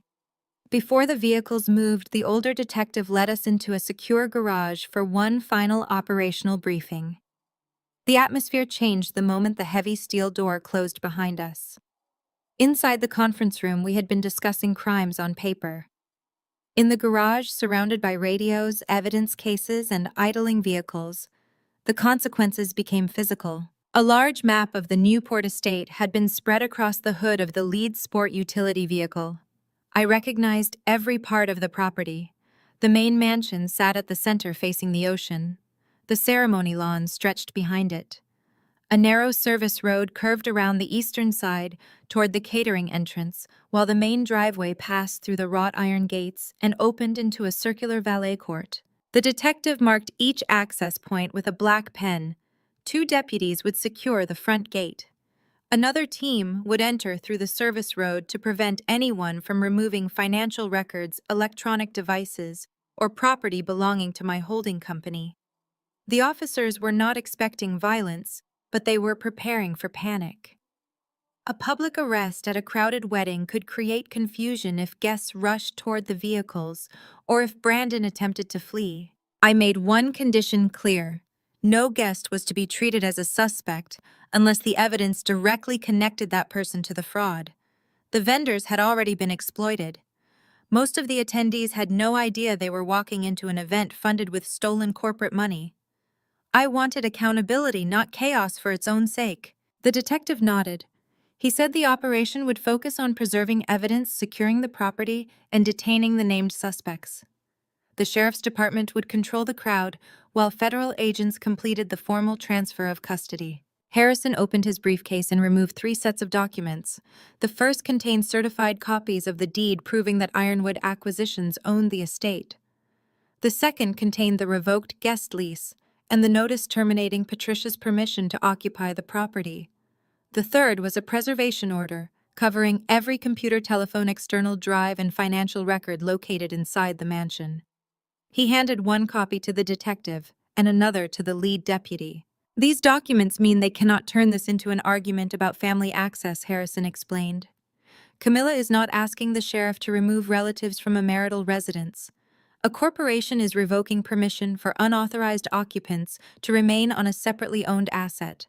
Brandon has no ownership interest to assert." The detective reviewed the corporate seal and nodded. Harrison then turned to me. He reminded me that once we entered the property, I should avoid debating Brandon. Anything he said could be preserved as evidence, but I did not need to provoke or interrogate him. The documents, bank records, and server logs already established the essential facts. My role was to verify ownership and identify the people whose permission to remain had been revoked. I understood the warning. Brandon had spent years turning every disagreement into a performance in which he cast himself as the reasonable husband and me as the difficult wife. He would try the same strategy in front of the guests. He would appeal to marriage, community property, misunderstanding, and family loyalty. None of it would alter the deed or erase the forged digital signature. A uniformed deputy approached, carrying a sealed evidence bag. Inside was the encrypted flash drive I had prepared at the hotel. It contained copies of the corporate registration, the fraudulent credit application, the transaction ledger, and the audio message in which Brandon mocked me while claiming credit for the estate. The detective asked why I had included presentation files. The wedding company had installed 2 large outdoor screens beside the ceremony arbor. Brandon had built his fraud around public perception. He had used the wedding to advertise himself as a wealthy provider in front of his employer Patricia's friends and the local elite. If he attempted to deny the facts publicly, I wanted the documentary evidence ready to correct the record. The detective's expression remained cautious. He said law enforcement would not participate in a personal spectacle. Their responsibility was to execute the warrants and protect the scene. I agreed. My private security team would handle the technical equipment only after the deputies secured the property. Nothing would interfere with the arrests. Harrison added that correcting Brandon's public claims in front of the same audience would reduce his ability to later argue that I had secretly approved his actions or gifted him control of the property. The detective instructed us not to obstruct officers or expose personal information unrelated to the alleged crimes. Harrison agreed. My phone vibrated with a secure message from the title monitoring service. The boutique lender had completed its internal review of Patricia's bridge loan application. The application had been escalated to the fraud department because the ownership information did not match the public deed. The lender had preserved the signed documents and was preparing a regulatory report. Patricia had crossed the line completely. A second message arrived from my company's bank. The $500,000 credit facility had been frozen, and every payment instrument connected to the fraudulent secondary account was now blocked. No further money could leave. The existing transactions remained visible for forensic review. I showed both messages to Harrison. He passed the phone to the financial crimes investigator, who photographed the screen and recorded the exact time of the alerts. The evidence was continuing to build without any help from me. Every system Brandon and Patricia had tried to manipulate was now preserving the trail they had left behind. My security contractors opened the rear compartments of their vehicles. Inside were communications units, document scanners, and locking cases for electronic devices. They had been instructed to support the property seizure, not to behave like hired muscle. They would remain behind law enforcement until the site was secure. I walked to the edge of the garage where sunlight cut across the concrete floor. Beyond the open door, Newport looked peaceful. Sailboats drifted across the harbor. Somewhere beyond the trees, florists were arranging orchids paid for with stolen money, and Patricia was likely giving orders inside a house she had never owned. For one brief moment, I felt the full weight of what was about to happen. A marriage of 10 years was ending. Brandon's career would collapse. Courtney's wedding would be interrupted in front of hundreds of people. Patricia would lose the social position she had spent her life pursuing. But none of those consequences had been created by my arrival. Brandon had forged the signature. Patricia had pledged property she did not own. They had chosen a public wedding as the stage for their deception. I was not manufacturing their destruction. I was refusing to protect them from it. The older detective called everyone to attention. He announced that the federal paperwork had been confirmed and that the local department was authorized to secure the named individuals pending transfer. Radios crackled as the teams acknowledged their assignments. We entered the vehicles.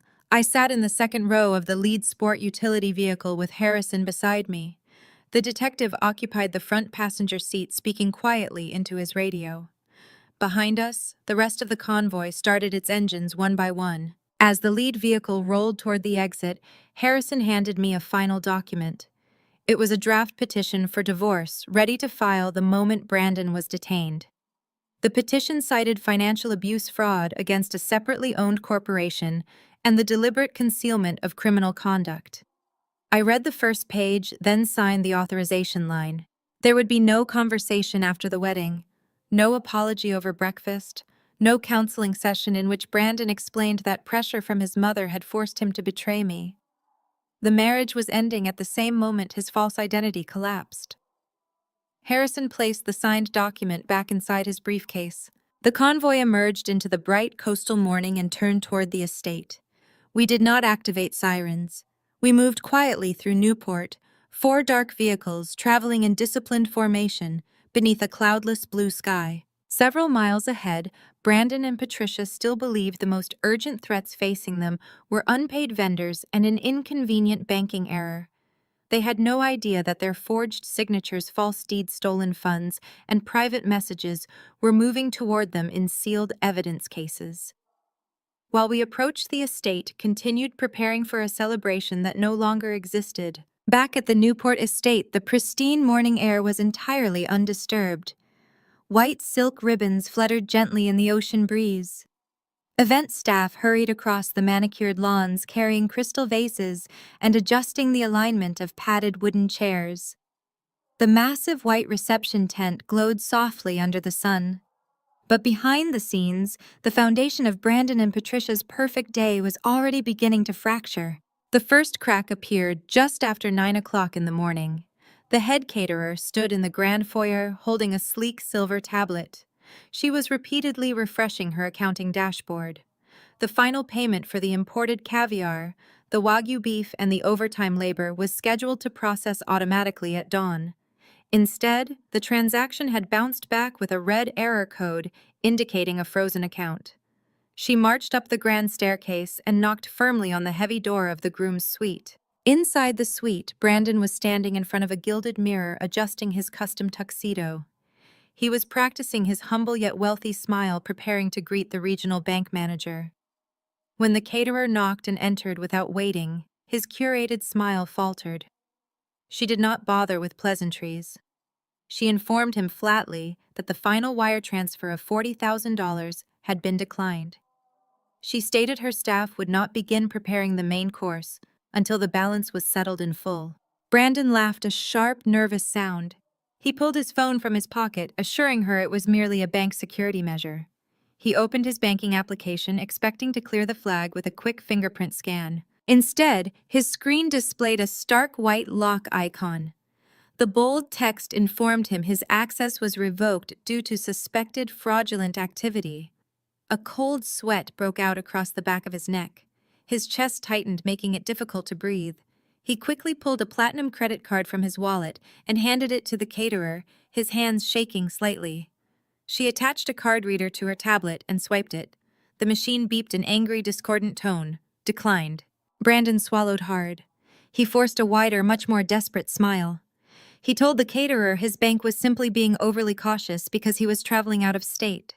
He lied smoothly, claiming he would make a quick phone call to his wealth manager to clear the hold.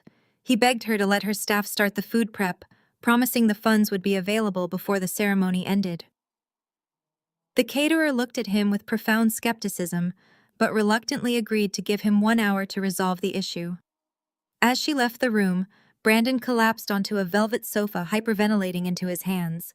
His perfect day was spiraling completely out of control. Down the hall in the master suite, a different kind of panic was taking hold. Patricia sat in a velvet chair while a makeup artist applied setting powder to her cheeks.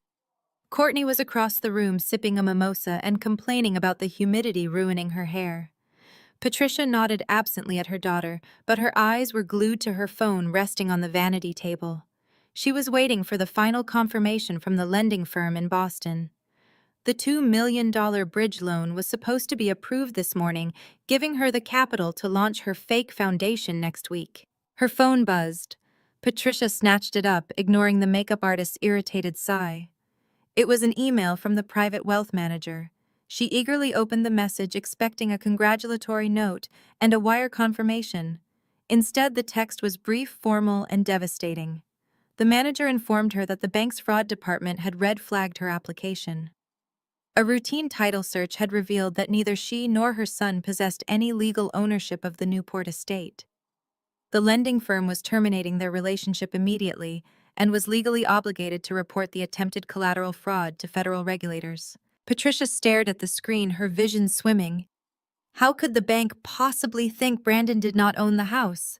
He had shown her the deed. She tried to call the wealth manager directly, her manicured fingers tapping the screen with frantic urgency. The call went straight to voicemail. She tried again. Voicemail. The bank had blocked her number.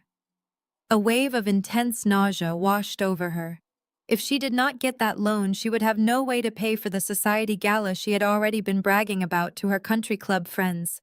She quickly locked her phone and forced a stiff, unnatural smile, hiding her mounting terror from Courtney. She convinced herself there was just a clerical error that Brandon could easily fix after the wedding. The tension inside the mansion became suffocating, a heavy, invisible weight, pressing down on both mother and son. Neither of them communicated their private financial disasters to each other, both too proud and too terrified to admit that the facade was cracking. Outside, the blissful ignorance of the wedding continued. The lighting crew, experiencing the same payment failures as the caterers, began loudly arguing with the wedding planner near the reception tent. The planner rushed to find Brandon, only to find him locked in the groom's suite, refusing to open the door and claiming he was meditating to calm his nerves.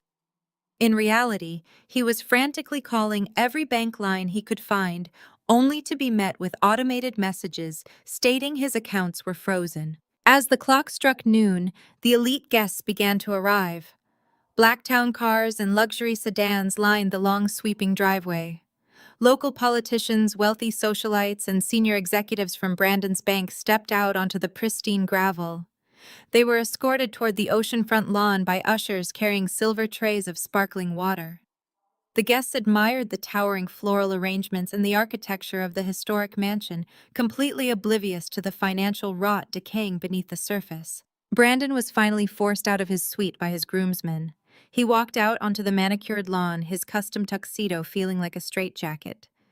He spotted his regional banking director in the second row, chatting amiably with a local judge. Brandon forced his legs to move forward. He shook hands, clapped shoulders, and laughed at jokes he did not hear. He played the part of the wealthy, successful family man, while knowing his credit cards were worthless, and his caterer was threatening to pack up the food and leave. Patricia descended the grand staircase, her silver-beaded gown sparkling in the afternoon sun. She walked down the grassy aisle toward her front row seat, projecting the image of a triumphant matriarch who had secured her family's royal status. She waved to her country club friends, her smile rigidly fixed in place, ignoring the cold knot of dread twisting in her stomach over the flagged loan application. The classical string quartet, positioned near the floral arbor, raised their bows and began to play a soft, elegant melody. The gentle music drifted over the ocean breeze, signaling the start of the ceremony. The guests settled into their padded chairs, their conversations dying down to a respectful hush. Brandon stood at the altar staring blindly down the long white aisle, praying that the day would end before his financial lies were exposed. He did not know that his lies were the least of his problems. The gentle notes of the string quartet swelled, preparing to transition into the traditional bridal march. The wealthy guests turned in their padded white chairs, expecting to see Courtney emerge from the mansion in her $15,000 gown. Instead, the elegant music was abruptly drowned out by the harsh, rhythmic crunch of heavy tires tearing across the pristine white gravel of the main driveway. A fleet of 4 black, unmarked sport utility vehicles bypassed the designated valet station completely. They did not slow down. They drove in a tight, coordinated formation, rolling directly past the manicured hedges and coming to a sudden, aggressive halt right at the edge of the oceanfront lawn, mere feet from the back row of seated guests. The synchronized slamming of heavy car doors echoed like gunshots across the quiet coastal property. I stepped out of the lead vehicle. The ocean breeze caught the edges of my midnight blue suit, but I did not flinch. I was flanked immediately by Harrison, who carried a thick leather briefcase and a team of 4 private corporate security contractors dressed in tactical suits. Rounding out our procession were 2 fully uniformed local sheriff's deputies, their hands resting comfortably near their duty belts. We formed an impenetrable wall of legal and physical authority. We did not wait for an invitation. We marched forward in unison, bypassing the elaborate champagne reception tables and stepping directly onto the pristine green grass of the main aisle. The lead cellist of the string quartet noticed the law enforcement officers and faltered. Her bow scraped harshly across the strings, producing a discordant screech that brought the music to a dead, agonizing halt.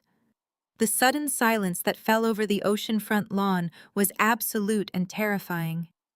The guests, including the regional banking director and the local politicians Patricia had so desperately courted, began to murmur in profound confusion. Some stood up, craning their necks to see the police presence. Brandon, standing at the altar, finally broke from his paralyzed stance. The color drained completely from his face, leaving his skin a sickly ashen gray. His mind already reeling from his frozen bank accounts, and the caterer's threats finally connected the dots. He stumbled down the 3 wooden steps of the altar and rushed forward to intercept us. He was sweating profusely in his custom tuxedo, his eyes darting frantically between me and the uniformed deputies. "Camilla, what the hell are you doing?" he hissed, his voice trembling with a mixture of terror and misplaced rage. "Are you insane? You are ruining my sister's perfect day. Get out of here right now before I have you arrested for trespassing." I did not even break my stride. My private security contractors smoothly stepped forward, forming a physical, unyielding barrier between me and my husband. Brandon bounced off the chest of a man twice his size and stumbled backward onto the grass. He looked small, weak, and entirely out of his depth. All of his carefully rehearsed superiority evaporated in an instant.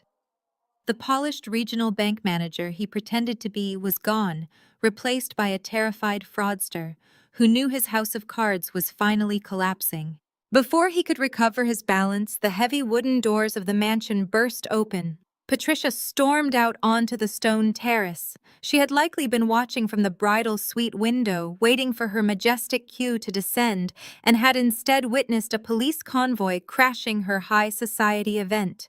She hiked up the skirt of her silver-beaded mother-of-the-bride dress and practically sprinted down the white aisle toward us.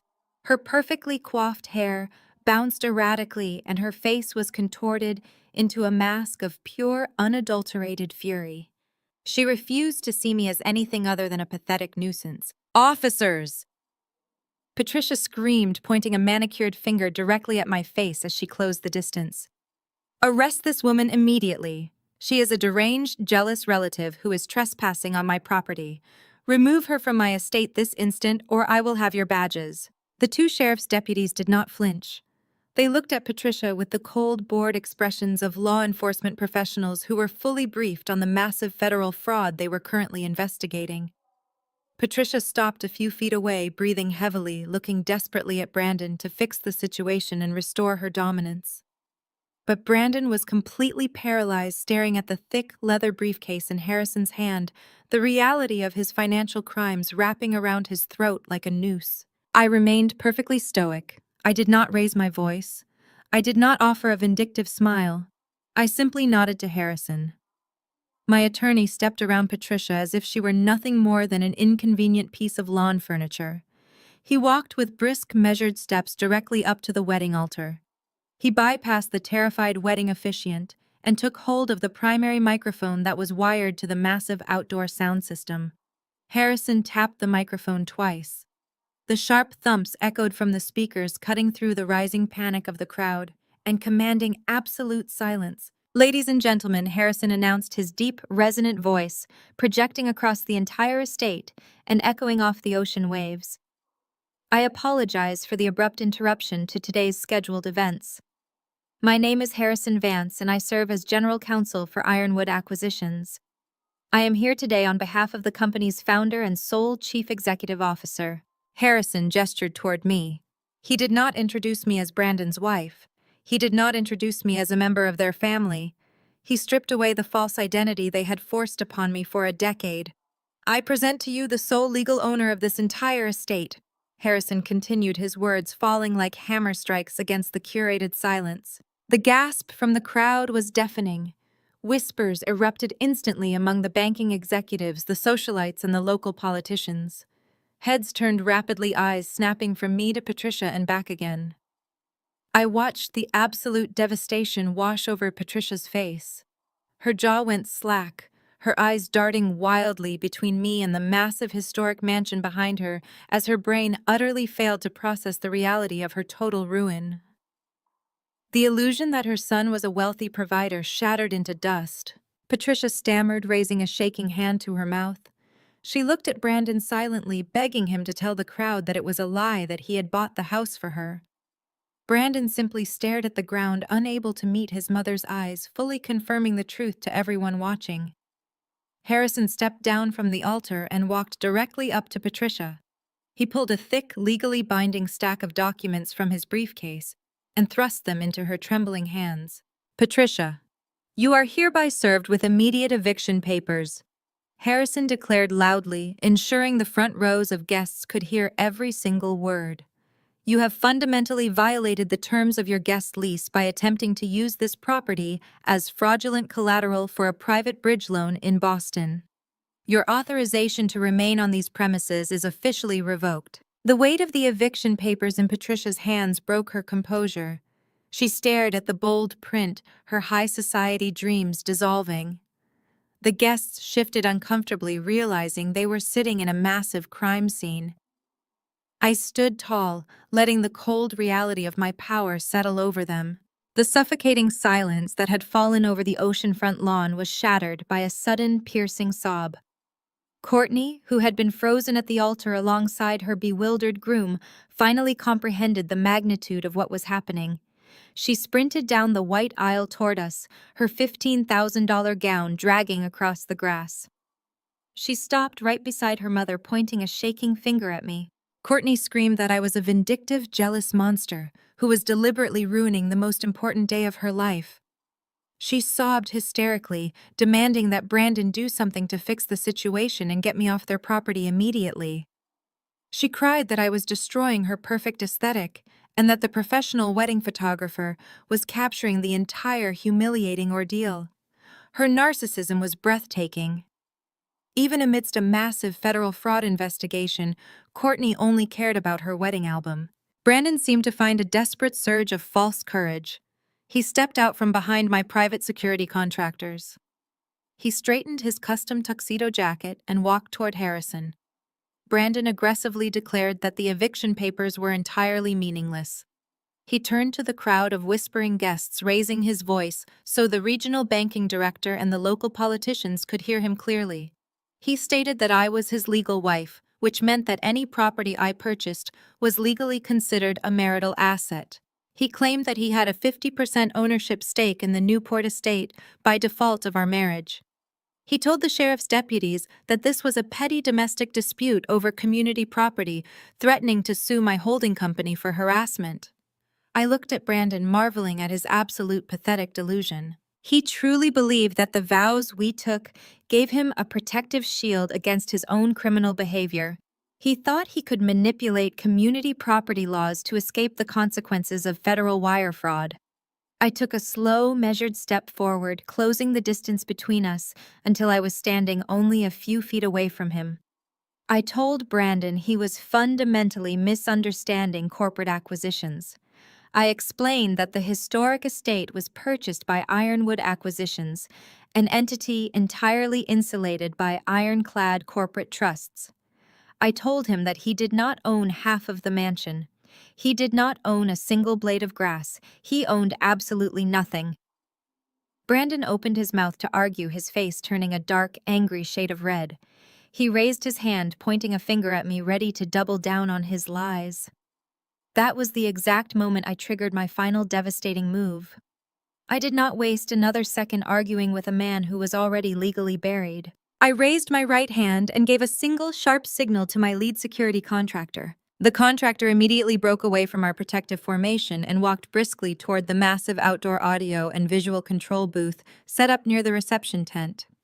The booth had been rented to play a romantic photo montage of Courtney and her groom during the upcoming cocktail hour. Two towering high-definition outdoor light-emitting diode screens stood on either side of the floral arbor, currently displaying a paused title card with the bride and groom's names in elegant cursive script. The security contractor nudged the terrified wedding disc jockey out of the way. He plugged an encrypted flash drive directly into the primary media server and executed the presentation I had prepared. The massive screens at the front of the lawn flickered for a fraction of a second. The elegant cursive names vanished completely. In their place, the screens illuminated with a harsh, bright white background. A series of undeniable, highly sensitive financial documents were projected at 20 feet tall for every single guest to read. The first document displayed was the official certified corporate registration for Ironwood Acquisitions. It clearly listed my name as the sole founder, chief executive officer, and absolute owner of the holding company. It proved beyond a shadow of a doubt that Brandon had absolutely no legal ties to the $6.9 million estate. The crowd gasped again, the sound rippling through the hundreds of seated guests. The regional banking director stood up, pulling glasses from his pocket to study the screens. The presentation automatically transitioned to the next slide. It displayed the commercial credit application Brandon had submitted to the bank. It showed the requested amount of $500,000. Next to it, the screen projected a side-by-side comparison of my actual digital signature key and the forged digital stamp Brandon had used to execute the loan. The visual evidence of his felony wire fraud was magnified and broadcast for the entire New England high society to witness. Patricia let out a horrified sound, leaning heavily against a row of chairs. She was watching her son's reputation disintegrate. Brandon stared at the towering screens, his mouth opening and closing silently, like a suffocating fish. He looked around wildly, realizing that his boss, his colleagues, and his elite friends were all reading the exact details of his financial crimes. The slide changed one final time. It displayed the transaction ledgers from the secondary checking account. It showed the incoming stolen funds and the immediate aggressive outgoing wire transfers. Every guest sitting in the audience could clearly see the exact amounts paid to the luxury florists, the high-end caterers, and the event rental company. They could see that the lavish million-dollar wedding they were currently attending was entirely funded by stolen corporate money. I walked over to the wedding altar and picked up the wireless microphone the officiant had dropped on the podium. I turned to face the audience, holding the microphone steady in my hand. The feedback whined for a brief second before settling into a crisp, clear amplification. I addressed the crowd, my voice echoing across the coastal property. I told them my husband had spent the last decade portraying me as a financial burden. I explained that he had used my wealth to elevate his own status while allowing his family to treat me with profound cruelty. I stated he had excluded me from this event to protect his fabricated image. Then I pulled my smartphone from my pocket. I held the device directly up to the microphone. I opened the audio file containing the exported voice note Brandon had sent to his mother just yesterday morning. I pressed play. Brandon's arrogant voice boomed from the massive concert speakers surrounding the lawn. He laughed through the audio, confirming he successfully banned me from the wedding. He bragged about how he was handling the financial arrangements using his supposed banking bonuses. He mocked my appearance and assured his mother that their high society image was perfectly safe from my embarrassment. The recorded voice faded into the sound of the crashing ocean waves. The silence on the lawn was absolute and heavy with judgment. The regional bank manager looked at Brandon with an expression of pure, unadulterated disgust. Courtney sank to her knees on the grass, burying her face in her hands, her $15,000 dress pooling around her like a deflated parachute. Brandon was completely broken. His shoulders slumped, and he stared blankly at the ground. He had nothing left to say. He had no more lies to spin. His entire existence had been built on a foundation of deceit, and I had just detonated it in front of his audience. The silence lingered for just a few seconds before the sharp, rhythmic crunch of heavy boots on the pristine white gravel broke the spell. The older detective from the local precinct, accompanied by the two uniformed sheriff's deputies, walked purposefully down the main aisle. They did not rush their approach. They moved with the slow, inevitable weight of federal law enforcement. The sunlight caught the polished silver of their badges, serving as a glaring reminder that this was no longer a private family dispute. Brandon did not run. He did not attempt to fight or argue his way out of the situation. He simply stood there staring blankly at the massive light-emitting diode screens that were still projecting his forged digital signature. As the officers approached him, the last remaining shreds of his manufactured dignity completely evaporated. The older detective reached out and grabbed Brandon's right arm, twisting it smoothly but firmly behind his back. The harsh, metallic click of steel handcuffs snapping shut echoed loudly across the manicured oceanfront lawn. The sound cut through the soft sea breeze like a cracking whip. The detective informed Brandon that he was being placed under arrest for felony wire fraud, corporate identity theft, and grand larceny. He began reciting Brandon's Miranda rights in a steady, monotonous voice that offered absolutely no sympathy. Brandon offered zero resistance.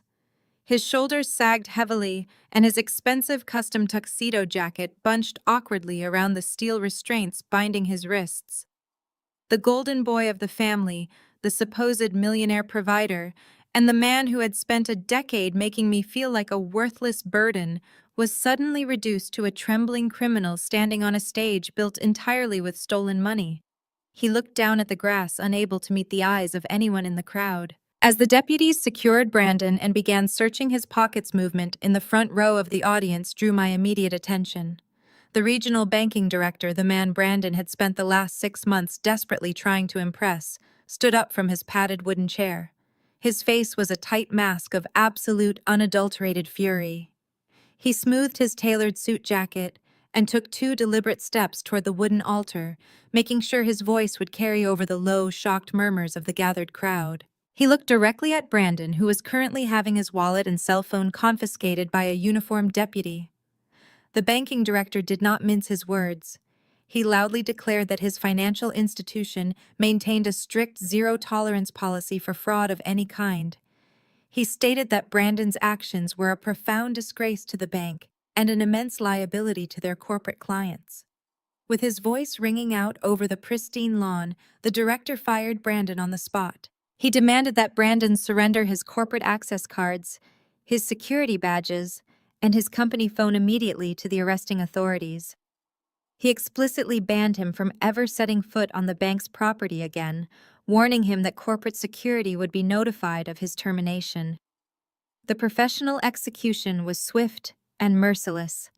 Brandon had wanted nothing more than to elevate his status within that bank, using this wedding as a networking opportunity.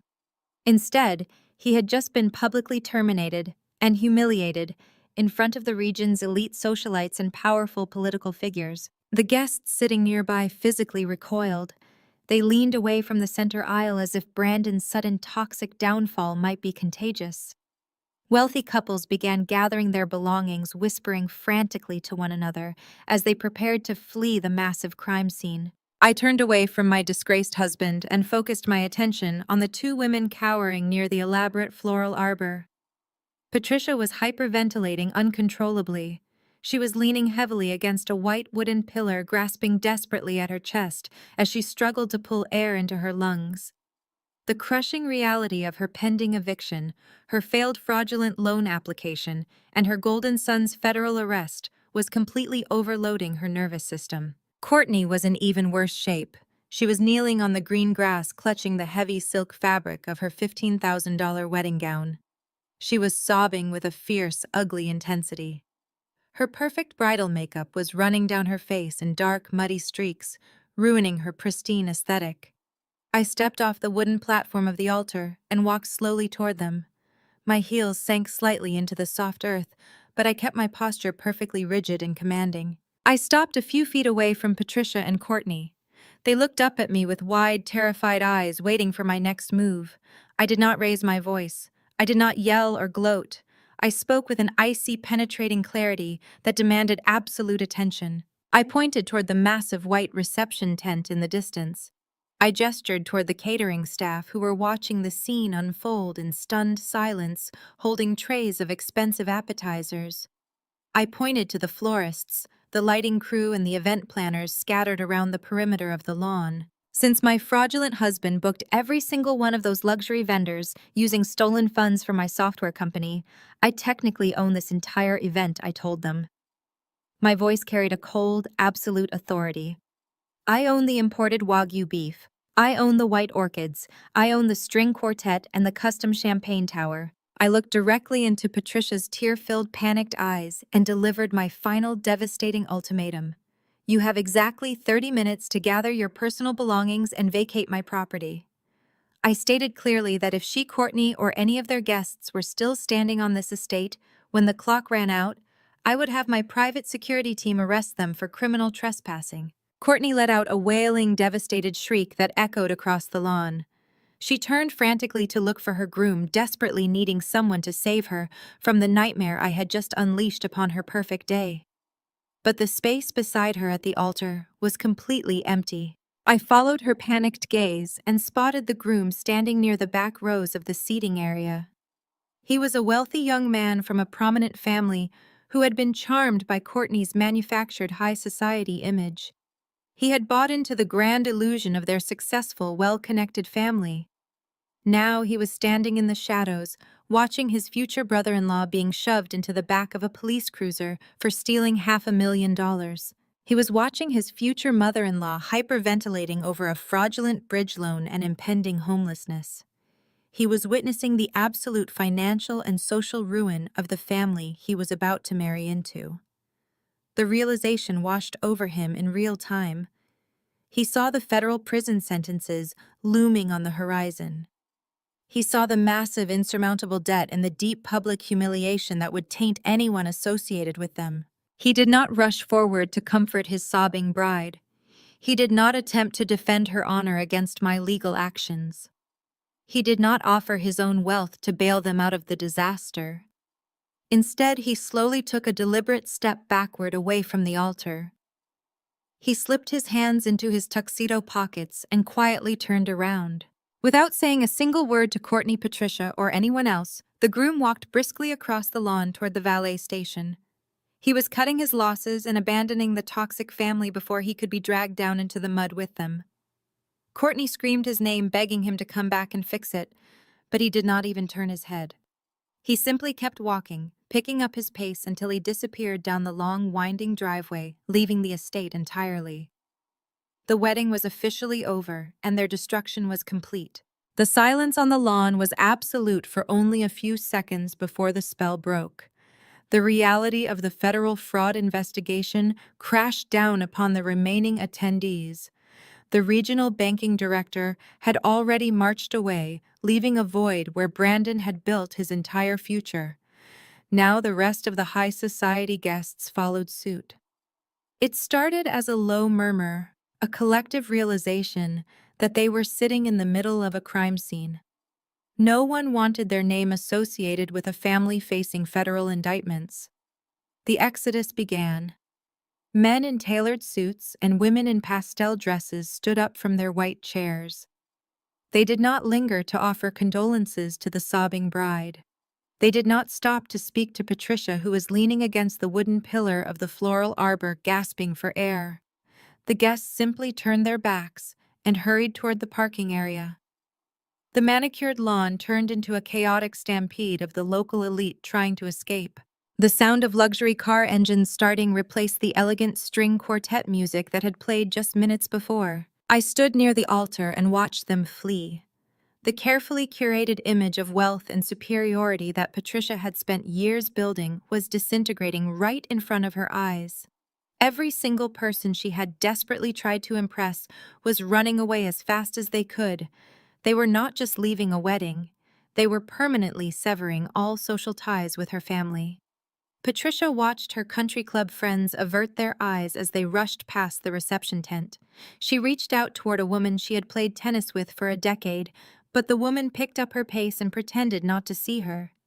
The social ostracization was immediate and absolute. Down on the grass, Courtney was still on her knees. Her $15,000 designer wedding gown was crushed and stained with mud. She rocked back and forth, crying hysterically as she watched her groom disappear down the long, winding driveway. He had abandoned her without a second glance. The realization that she was entirely alone broke whatever fragile composure she had left.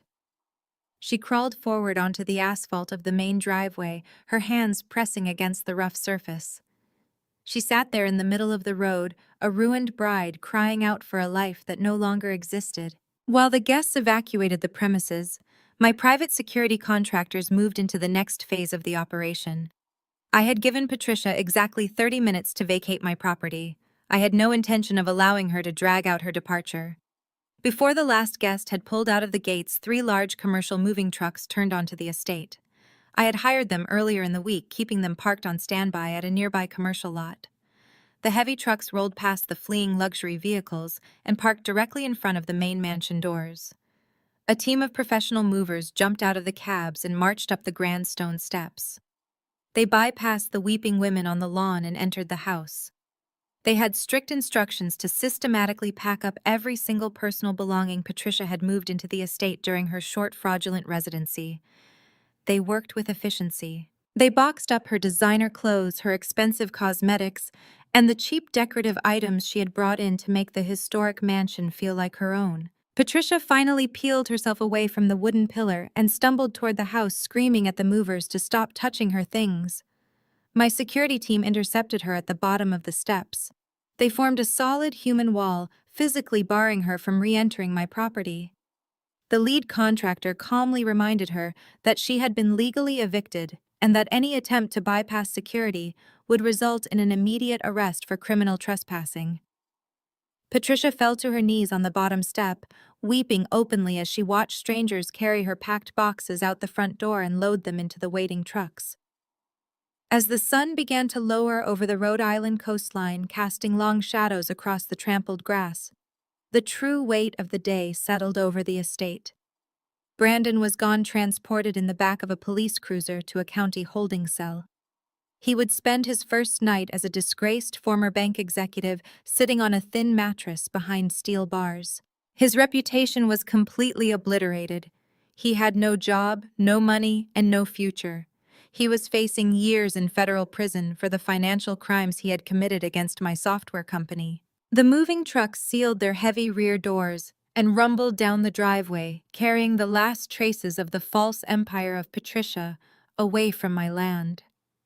The remaining catering staff and florists quietly packed up their equipment, eager to leave the disastrous scene. The white reception tent stood completely empty. I turned away from the wreckage on the lawn and walked up the stone steps of the mansion. I entered the grand foyer, the silence of the massive house wrapping around me like a protective shield. I climbed the sweeping staircase to the second floor and walked out onto the master balcony that overlooked the front grounds. I stood by the stone railing and looked down. Courtney was still sitting on the asphalt in her ruined dress, shivering in the cooling ocean breeze. Patricia was huddled next to her, staring blankly at the empty driveway where her high society friends had fled.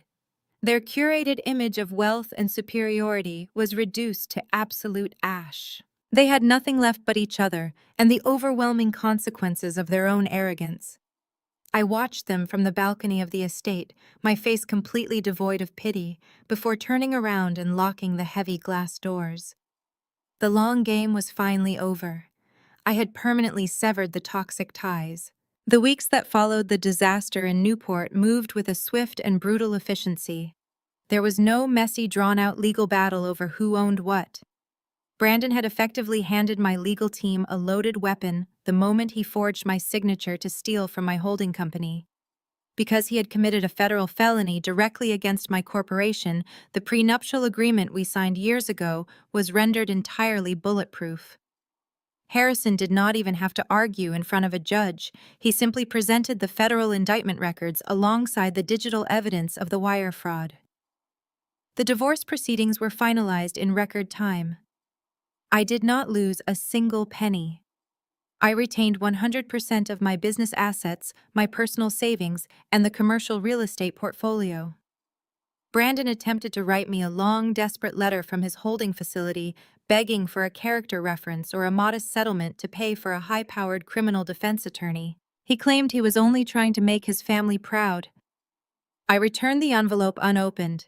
He had made his choices, and now he was facing the severe consequences entirely on his own.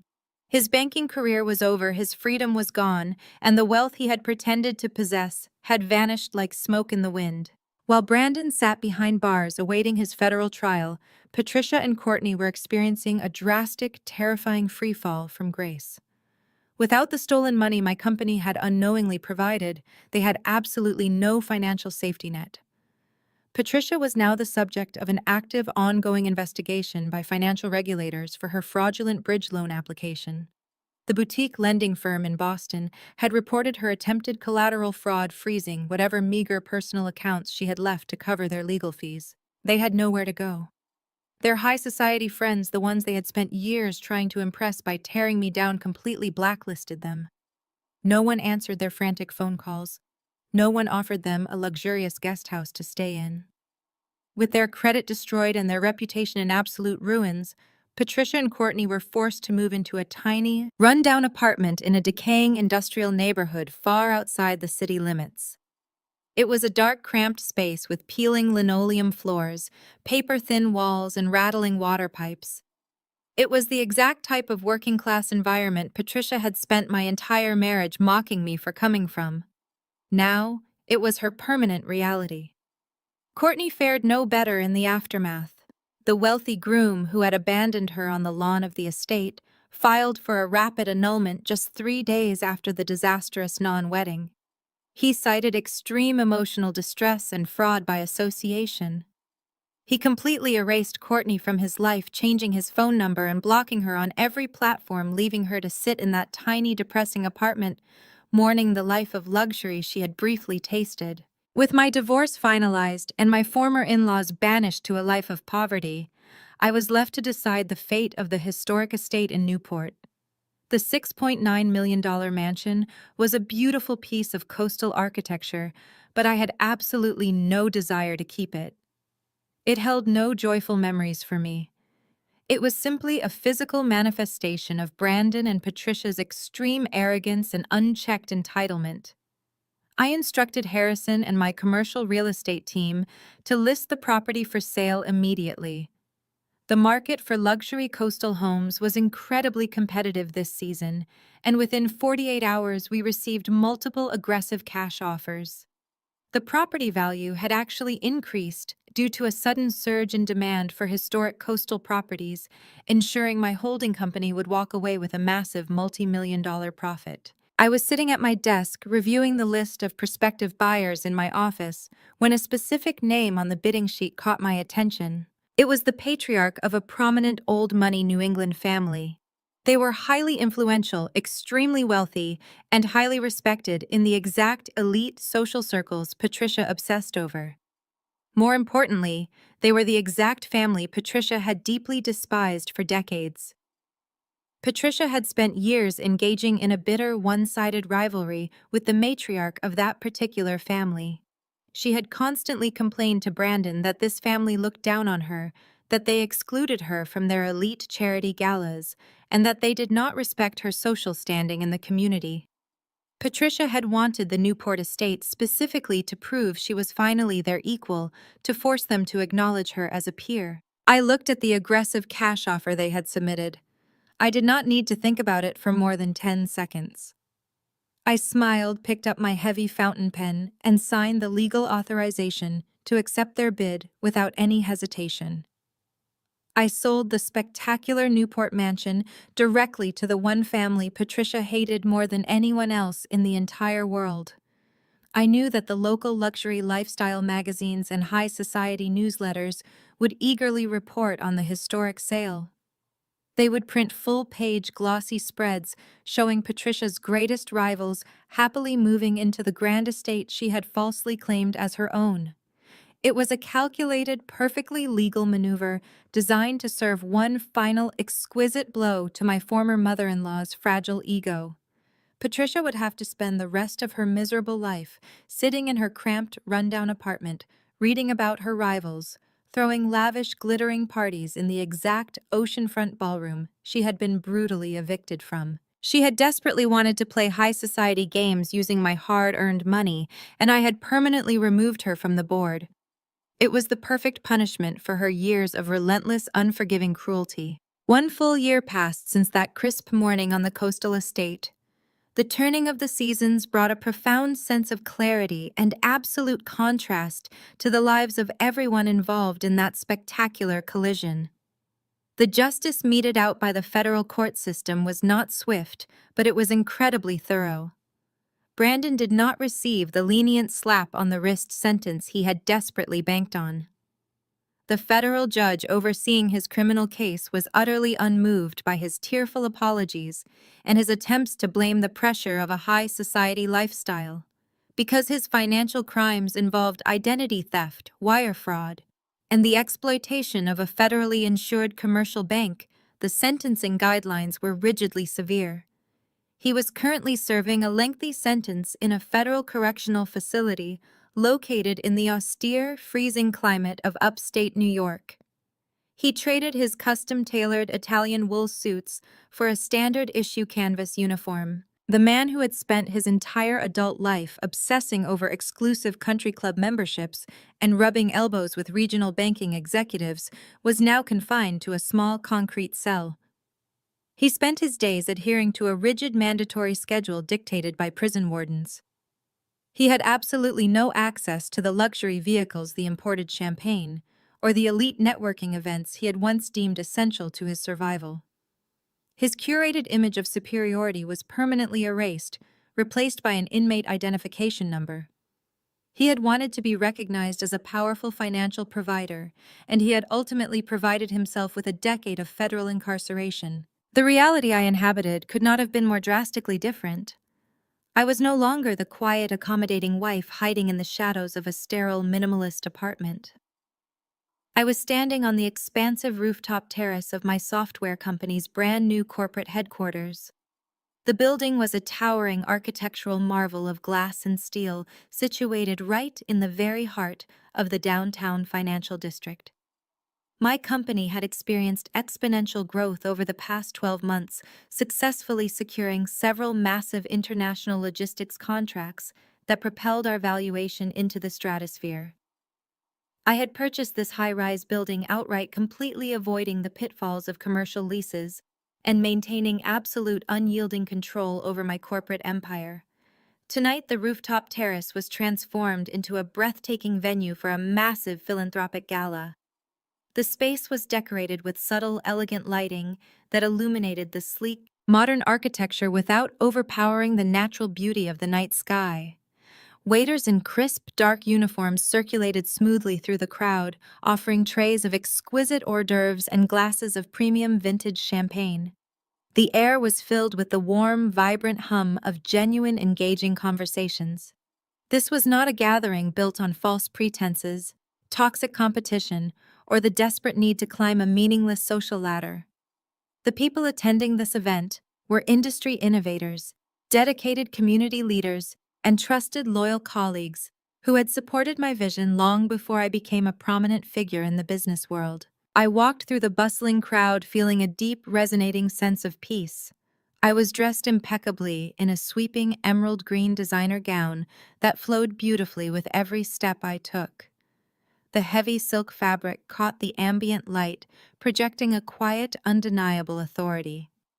I was not wearing it to prove my worth or to shield myself from the cruel, mocking judgment of a vicious mother-in-law.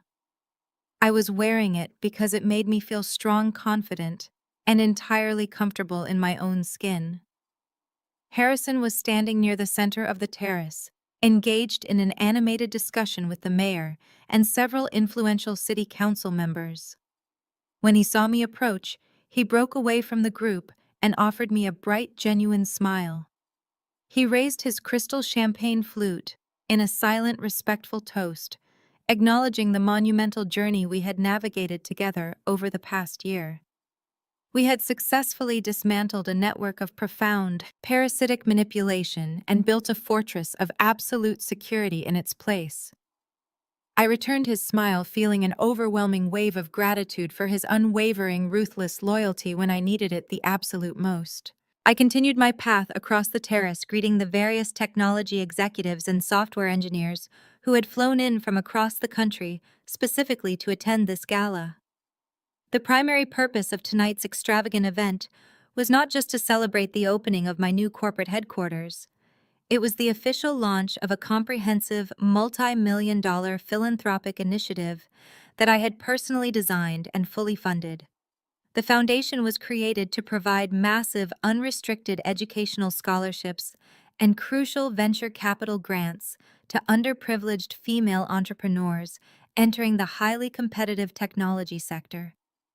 I wanted to actively ensure that brilliant, capable women from working-class backgrounds, women who grew up doing homework in the back booths of greasy diners just like I did, would never have to shrink themselves to fit into rooms dominated by arrogant, entitled men. I wanted to give them the financial armor they needed to bypass the toxic gatekeepers of the corporate world. I wanted them to build their own empires without ever having to rely on a fraudulent, manipulating partner to grant them access to the table. The initial round of fundraising had already exceeded all of my projections, guaranteeing that dozens of young, innovative women would receive full tuition coverage and immediate seed funding for their startup logistics companies. I gracefully excused myself from a lively conversation with a group of newly funded grant recipients and walked over to the reinforced glass barrier at the very edge of the rooftop terrace. I rested my hands lightly against the cool, smooth railing and looked out over the sprawling, illuminated city skyline. The towering skyscrapers glittered against the dark, vast expanse of the night, their bright, blinking lights reflecting off the dark surface of the river winding through the downtown district. The view was absolutely spectacular, a sprawling canvas of endless, vibrating potential. I took a deep, steadying breath, letting the crisp, cool evening air fill my lungs completely. I thought back to the woman I had been just over a year ago. I thought about the quiet, exhausted wife standing in that sterile white kitchen listening to a mediocre, status-obsessed bank manager tell her she was an embarrassment to his family. I remembered the heavy, suffocating weight of their constant gaslighting, the relentless daily pressure to remain small, unseen, and entirely uncredited for my own massive success. They had tried so desperately to keep me hidden in the shadows, locked in a dark corner of a coastal country club, terrified that my mere existence would shatter their pathetic, curated illusion of superiority. They had fundamentally misunderstood the basic nature of the woman they were trying to break. They had confused my preference for peace with a weakness of character. They had mistaken my quiet, unassuming generosity for blind, foolish submission. Standing here now, elevated hundreds of feet above the bustling, vibrant city streets, surrounded by real friends, I felt a profound, untouchable serenity. I was not the embarrassing, uncultured secret they desperately needed to hide from the world. I was the highly successful chief executive officer who owned the entire building outright. The heavy chains of their toxic, parasitic expectations were permanently shattered, leaving me in a state of total, absolute financial, professional, and emotional liberation. I took a final look at the beautiful horizon and smiled at my future. Looking back on the ashes of that spectacular weekend, the greatest lesson I learned was about the true nature of power. Power does not come from screaming or begging for basic respect from people who are committed to misunderstanding you. It comes from an absolute unshakable knowing of your own worth. For a decade, I let a family of narcissists convince me I was small because I did not care about their superficial society games. I thought being accommodating was the same as being a good partner. I was deeply wrong. When people show you that their affection is conditional on your silence and your financial submission, you must believe them. But do not let them destroy you. Instead, gather your evidence. Build your fortress in the dark. You do not owe toxic people the privilege of your emotional breakdowns. The most devastating response to a gaslighting abuser is cold, calculated boundaries backed by undeniable facts. In the end, my revenge was not really about taking back a multi-million-dollar mansion or putting a criminal in federal prison. It was about taking back my identity. I learned that you cannot buy class, but you can absolutely evict those who lack it from your life. True liberation happens the moment you stop shrinking yourself to fit into rooms where you were meant to own the entire building. Have you ever had to draw a hard line with manipulative in-laws or a toxic partner who tried to diminish your accomplishments? How did you reclaim your power? Tell me your story in the comments below. If my journey brought you any comfort or inspiration today, please like this video and subscribe to the channel for more stories about resilience and reclaiming your life. Remember that your peace is always worth protecting, and your success is yours alone to claim. Thank you for listening.